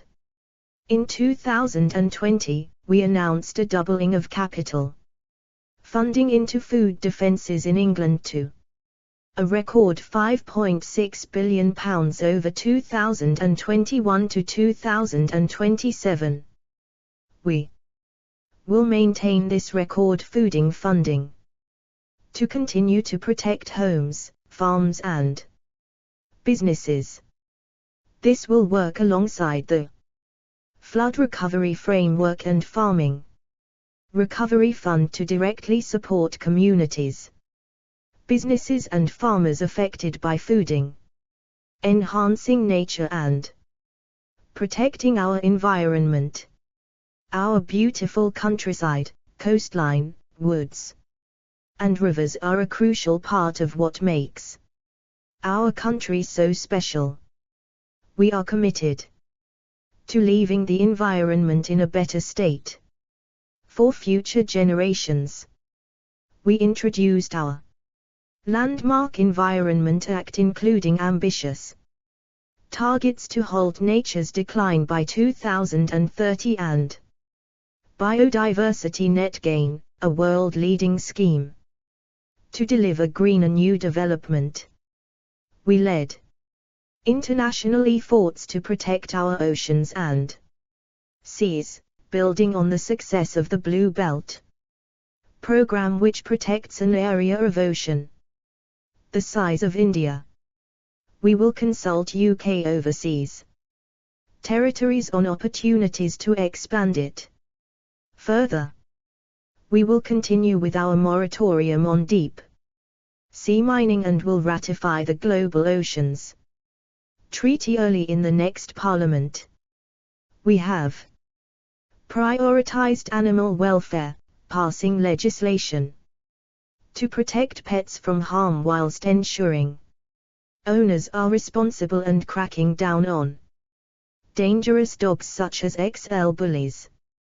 We remain committed to banning the import of hunting trophies and tackling puppy smuggling and livestock worrying. Water supply interruptions to customers have decreased. FVE fold and leakage has been cut by 1/3 since privatization. Last year, 90% of our designated bathing waters were 67 The Conservative and Unionist Party Manifesto 2024 classified as good or excellent, up from 76% in 2010. But we must go further. That is why we set out an ambitious plan for water, bringing historic levels of transparency and investment, while keeping bill increases affordable for consumers. Our plan includes working with the regulator to further hold companies to account, including banning executive bonuses if a company has committed a serious criminal breach. This will build on our legislation for unlimited phones, extending the £50 water rebate for those in the southwest across the Parliament, using phones from water companies to invest in river restoration projects, including linking up thriving habitats to multiply the benefits for wildlife and water quality. This will create a river recovery network, modeled on our nature recovery network, and create new destinations for people to enjoy across England. It will take a more local, tailored approach like the plan for the River Wye. The next FVE years will see transformational investment and change in the water sector on a scale never seen before, thanks to the introduction of 100% monitoring up from 7% under the last Labour government and targets on leaks and pollution. To deliver our ambitious plan for water beyond 2030, we will reform the price review regulatory process for water companies. This will consider how we move to a more localized catchment-based and outcome-focused approach that better utilizes nature-based solutions and further strengthens sanctions for water companies that fail to deliver for the public, coasts and rivers. We are sticking to our ambitious plan to plant more trees. We will deliver our tree planting and peatland commitments through our Nature for Climate funding, and continuing our work to Unlock private investment. Launch a new design competition for urban greening, focused on the new quarters we want to develop in Leeds, Cambridge and sites in inner London. Cut red tape that holds back the planting of trees in the planning system. This will identify particularly suitable areas for tree planting where processes and permits will be streamlined. Deliver our commitment at COP28 to introduce forest risk commodities legislation early in the next Parliament. Tackling our impact on illegal deforestation. Internationally, we know that spending time outdoors in nature can significantly benefit our health and well-being, especially for children.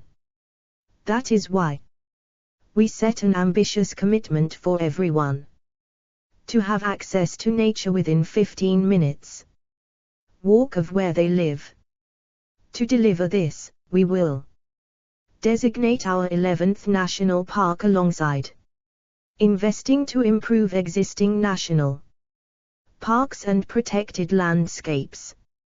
Use future rounds of our landscape recovery scheme to support more local projects like the community-led schemes near Hadrian's Wall as the area recovers from the vandalism at the Sycamore Gap. Continue to support programs that encourage disadvantaged children and young people to access green spaces. Deliver our commitments on national trails including the Coast to Coast Path and the King Charles III England Coast Path. Continue to work with landowners, charities and others to open up more access to nature routes. We will not impose a universal right to roam. We will take comprehensive action to crack down on organized waste crime, especially those who impact protected nature sites. We will deliver our enhanced penalties for FY tipping, giving councils new tools to help tackle offenders. We will continue to develop a UK-wide deposit return scheme, while working to minimize the impact on businesses and consumers. We will prevent new waste incinerators being built, including those with recent permit approvals, revoking those where substantial construction has not taken place. This recognizes the impact on local communities and that increased recycling rates will reduce the need for incineration capacity in the longer term. 68. 69 The Conservative and Unionist Party Manifesto 2024. Our plan to support sport and the creative sector. At the core of our national and local identities is culture and sport. We are proud of our investment in grassroots sports across the country, with over £320 million being delivered between 2021 and 2025 to build, renovate and maintain grass pitches and multisport facilities. We will maintain this pace of investment over the next Parliament through the continuation of the Multisport Grassroots Facilities Programme. We will look to expand the criteria to ensure more sports benefit from this investment. We will introduce laws to ensure our fans never again face the threat of clubs in England joining breakaway closed-shop competitions and giving them more of a voice through the independent football regulator. The Conservative Party stands up for women and girls in sport. We delivered equal access for grassroots sporting facilities for women and Girls, the £30 million Lionesses Futures Fund. Established the Board of Women's Sport and are implementing recommendations from the Carney Review of Women's Football. We will prioritize equal access for women and girls in our ongoing program of investment in grassroots sports facilities, supporting our world leading creative industries. We believe apprenticeships are a key pipeline of talent into our world-leading creative industries. We will work with industry to deliver a dedicated flexible coordination service so that everyone who wants to work in the FLM, TV, gaming and music sectors can work on live productions whilst benefiting from at least 12 months of secure training. We will ensure our creative sector tax incentives remain competitive. The UK is now the second most popular place in the world to make FLMS and high-end TV. That's a direct result of Conservatives taking action. There have been 1 million new jobs since 2010 and the economic value of the creative industries has doubled. We provided an unprecedented £1.57 billion support package during COVID. We will ensure creators are properly protected and remunerated for their work, whilst also making the most of the opportunities of AI and its applications for creativity in the future, as well as standing behind the creative sector.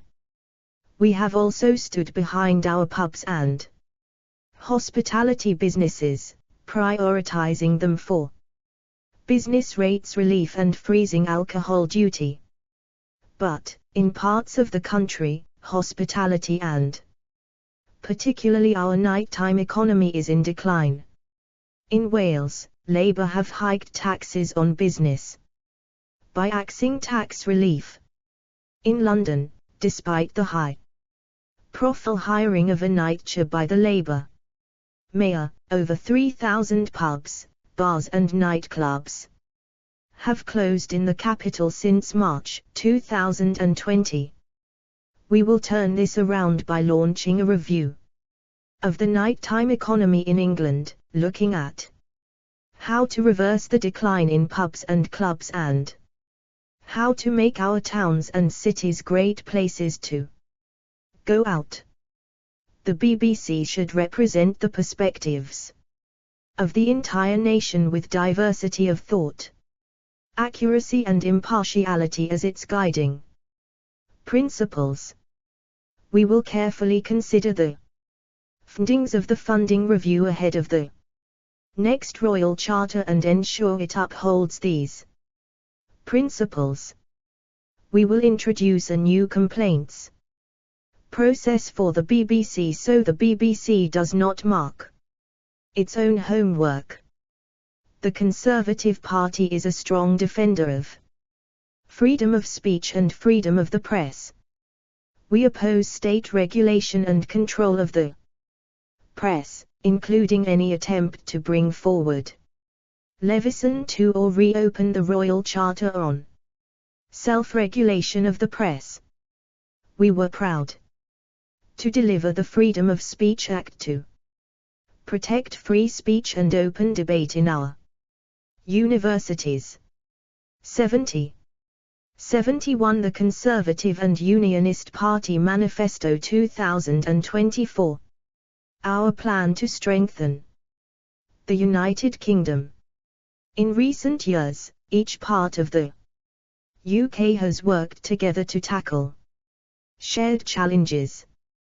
The United Kingdom is a unique and uniquely successful union, enabling each constituent part to grow and thrive.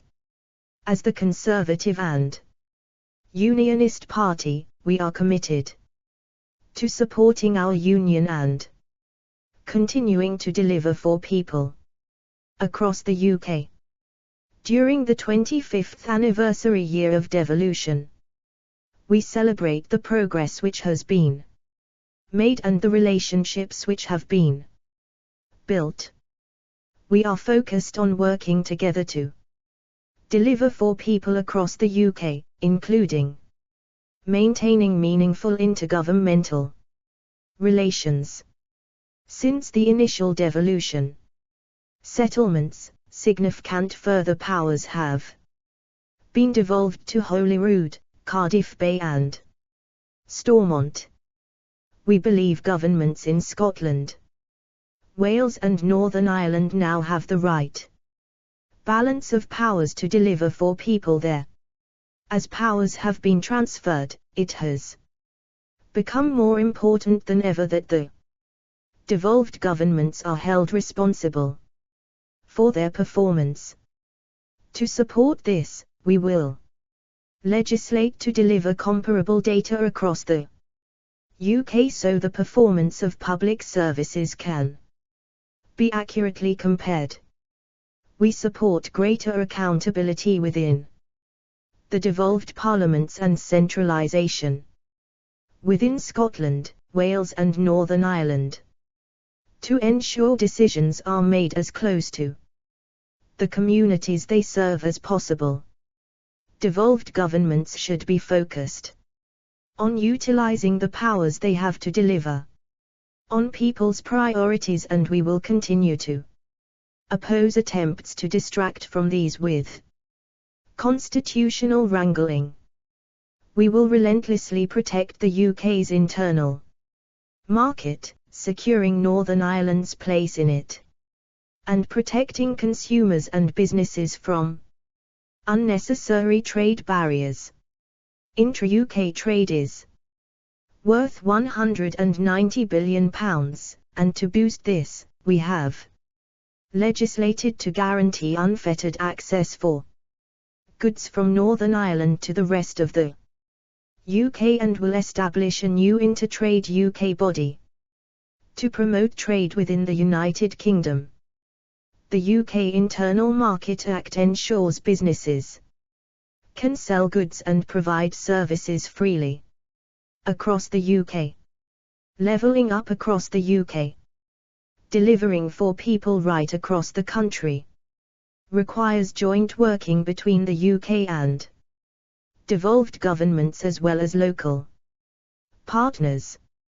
Our focus on delivery and working with local partners to do so has paid dividends in recent years, providing over £3 billion of investment in levelling up in Scotland, over £2.5 billion to level up Wales, and over £1 billion for levelling up projects in Northern Ireland. The UK government has a duty to citizens right across the country. Over the course of the last Parliament, we have been building stronger relationships with local authorities and community groups in Scotland, Wales and Northern Ireland to help us deliver for people there. We are committed to continuing to fund projects across the UK directly and will extend the UK Shared Prosperity Fund for another 3 years, delivering a further £540 million a year for communities across Scotland, Wales and Northern Ireland.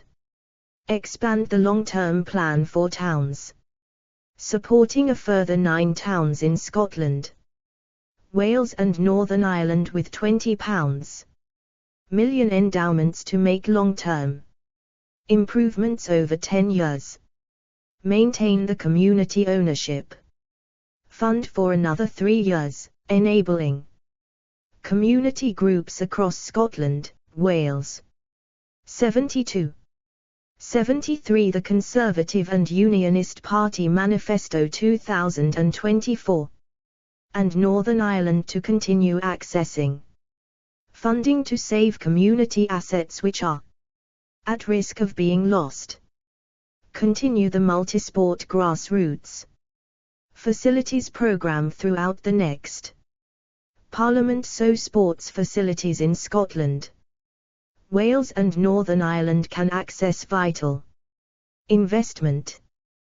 These schemes improve communities and support infrastructure as well as sports and cultural activities across the UK, sitting alongside our backing for events such as the Hay Festival, the Edinburgh Festival and Fringe, and the UK and Ireland Euro 2028 tournament.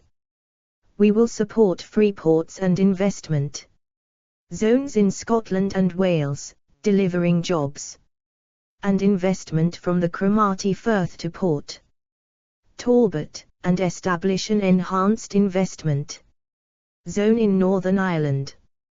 We will pursue the extension of the enhanced investment zone to cover Stranraer and Cairnryan on the west coast of Scotland, recognising this vital route between Northern Ireland and Scotland and the opportunities for trade and economic growth.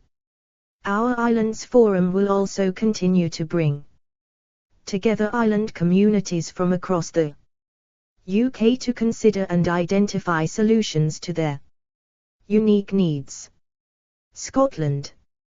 10 years on from the 2014 independence referendum, the SNP remain focused on the Constitution while Scotland has moved on. They are distracted from the day job, with falling educational standards, rising drug deaths and long-delayed ferries. The Conservatives and Unionists will continue to oppose this. The 2014 vote was decisive. Instead, we will focus on what really matters to people. We will cut taxes for working people again, benefiting 2.4 million Scots. We are also boosting Scotland's economy through mechanisms such as our City and Growth deals, dedicated British Business Bank Fund and support for Scottish exports. Our new Intertrade UK body will promote trade within the United Kingdom, with 61% of Scotland's exports going to the rest of the UK in 2021. We will press for the permanent removal of tariffs on Scotch whisky with the US government and work to achieve a significant tariff reduction in India through free trade agreement discussions.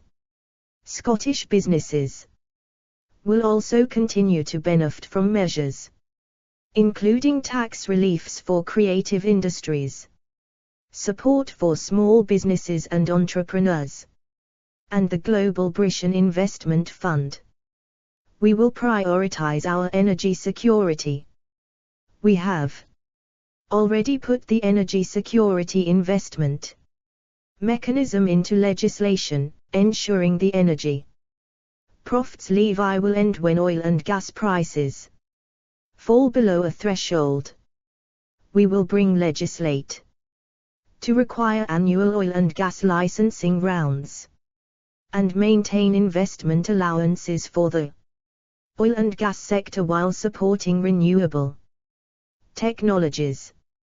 We will continue backing the North Sea Transition Deal and Aberdeen City Region Deal, with Aberdeen's investment zone bringing £160 million of support to the area over the next 10 years.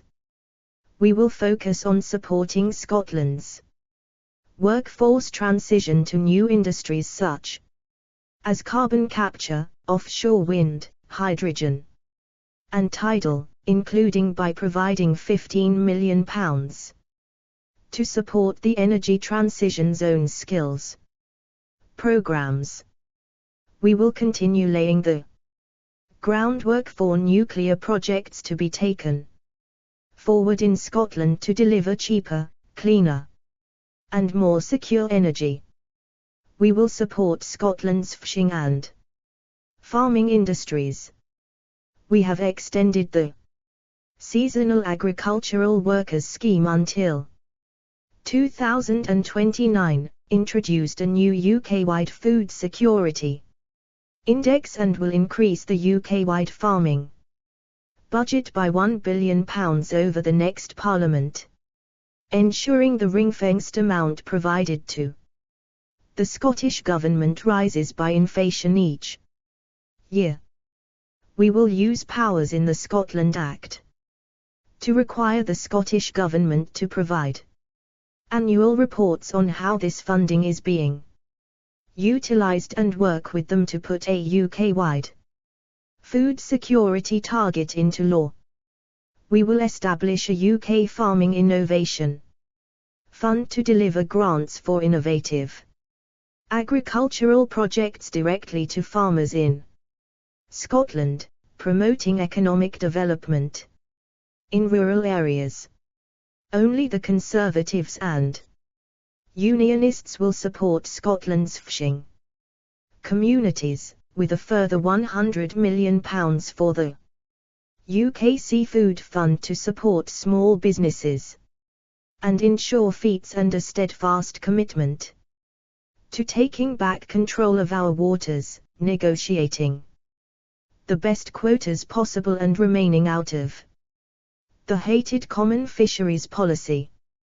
We will improve connectivity across Scotland, with support for road and rail improvements and ferry services, including guaranteed investment to improve pinch points on the A75, providing £5 million for the evaluation of proposals to extend the current Borders Railway from Tweedbank through Howick and on to Carlisle, updating the East Coast Main Line timetable to provide faster rail journeys between Edinburgh and London, and providing funding for the UK Islands Forum Connectivity Project.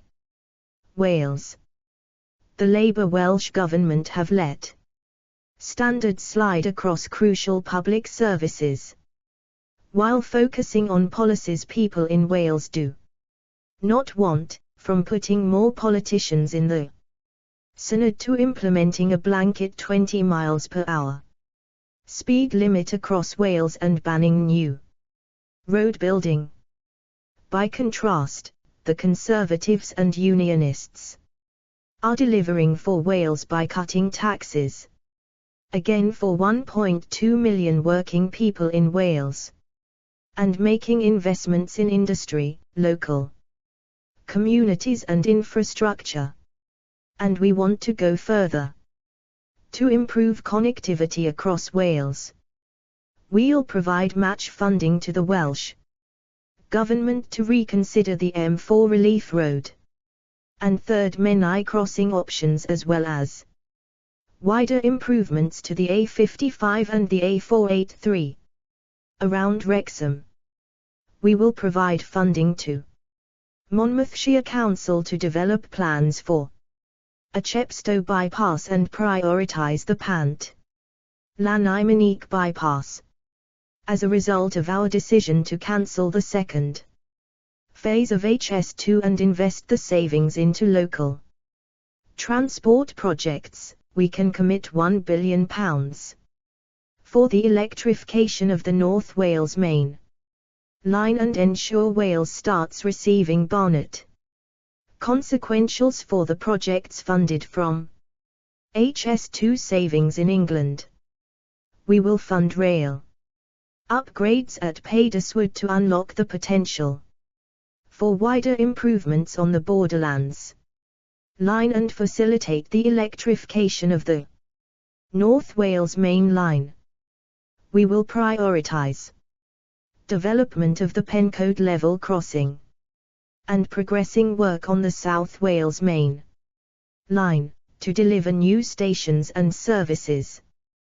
We will expand our backing drivers bill to cover Wales, reversing Labour's blanket 20 miles per hour speed limit by requiring local consent for 20 miles per hour zones and giving local communities the legal right to challenge existing zones.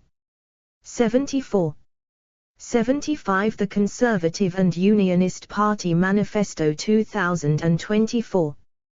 To support Wales' key sectors and industrial heritage, Welsh farmers will benefit from a £1 billion increase to the UK-wide farming budget, ensuring the ring-fenced amount directed to Welsh farmers increases by inflation throughout the next Parliament, as well as grants for innovative agricultural projects from the £20 million UK Farming Innovation Fund and the extension of the Seasonal Agricultural Worker scheme. We will also build on our new UK-wide food security index by putting a UK-wide food security target into law, adopt a consistent approach to biosecurity across Great Britain, and require the Welsh Government to provide annual reports on how ring-fenced agricultural funding from the UK Government is spent. The £500 million we are investing to secure a sustainable future for steelmaking in Port Talbot is bolstered by the £80 million the UK Government is providing to support the area to transition. We remain committed to delivering the electric arc furnace and supporting Port Talbot to thrive, including through the new Celtic Freeport. Floating offshore wind is at the heart of these plans, and we will continue to support its development in the Celtic Sea. We will deliver the UK's third mega-nuclear power station at Wylfa and support Wales' potential to host small modular reactors.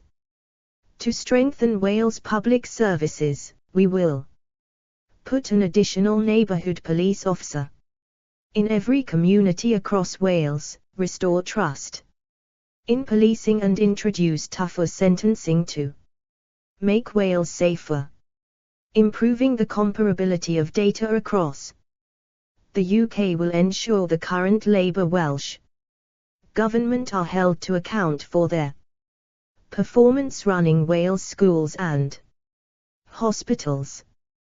We will assess options to promote choice in NHS services across the UK, whether provided by the NHS or independent sector, and improve interoperability between the NHS in different parts of the UK, cross-border healthcare processes and joint working to tackle waiting lists. We will continue working with the Welsh Government on the expansion of levelling up partnerships to Wales and support the Welsh language, including by backing Welsh broadcasting and the equitable provision of UK government services in Welsh. We will bring forward legislation to reapply the entirety of the Trade Union Act 2016 to Wales, and a Welsh Conservative government would reverse Labour's plans to expand the Synod, redirecting the cost towards people's real priorities. Northern Ireland. As Conservatives and Unionists, we continue to hugely value Northern Ireland's contribution to our union. For us, the best future for Northern Ireland will always be as part of a strong, prosperous and dynamic United Kingdom. We will never be neutral in expressing our support for it. At the same time, we respect those who seek a different constitutional outcome pursued by exclusively peaceful and democratic means. We will always govern in the interests of the whole community in Northern Ireland.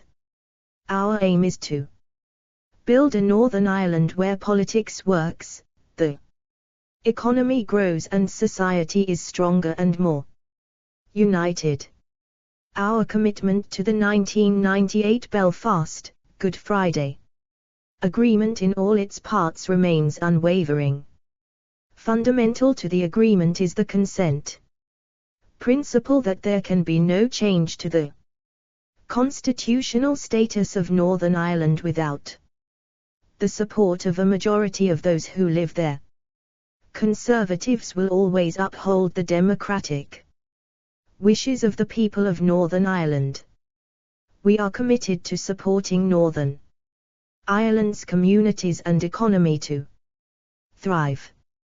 At the last spending review, we provided the Northern Ireland Executive with a record £15 billion a year through the block grant. To underpin the restoration of devolution, we provided the incoming Executive with a £3.3 billion spending package and subsequently agreed an interim fiscal framework in May 2024. We are also delivering over £1 billion of levelling up funding, including £150 million to develop an enhanced investment zone. We hosted an investment summit in Northern Ireland last year, showcasing its innovation and technological strengths, and cutting national insurance again will benefit 800,000 working people in Northern Ireland. The Windsor Framework and our Safeguarding the Union Command paper have addressed the fundamental problems with the old Northern Ireland Protocol, and provide Northern Ireland with unique advantages, including guaranteed unfettered access to the UK internal market and privileged access to the EU single market for goods. Through our UK internal market system, we have ensured that goods moving from Great Britain to Northern Ireland that will only ever stay in the United Kingdom are subject to no checks, save for those conducted by UK authorities as part of a risk-based or intelligence-led approach to tackle criminality, abuse of the scheme, smuggling and disease risks. In addition, through the Stormont break we have addressed the democratic deficit in the old protocol.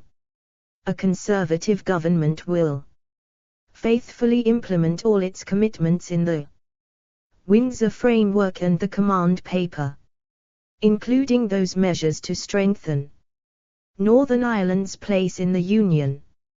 Through the Northern Ireland Troubles, Legacy and Reconciliation Act 2023, we have established the Independent Commission for Reconciliation and Information Recovery with £250 million of funding to ensure victims and survivors can recover more information about what happened to their loved ones than has been available through established mechanisms.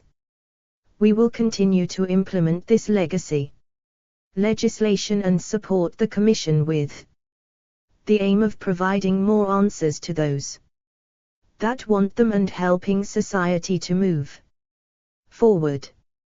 While the security situation has been transformed for most people in Northern Ireland over the past 3 decades, there remains a very real threat from dissident Republicans who retain both the capability and intent to cause harm.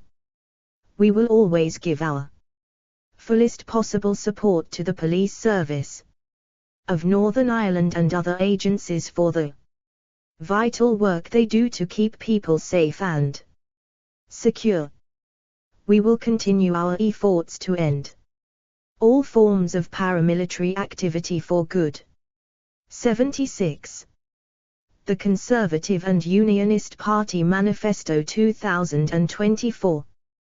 Promoted by Alan Mabbutt on behalf of the Conservative and Unionist Party, both at 4 Matthew Parker Street, London, SW1H 9HQ.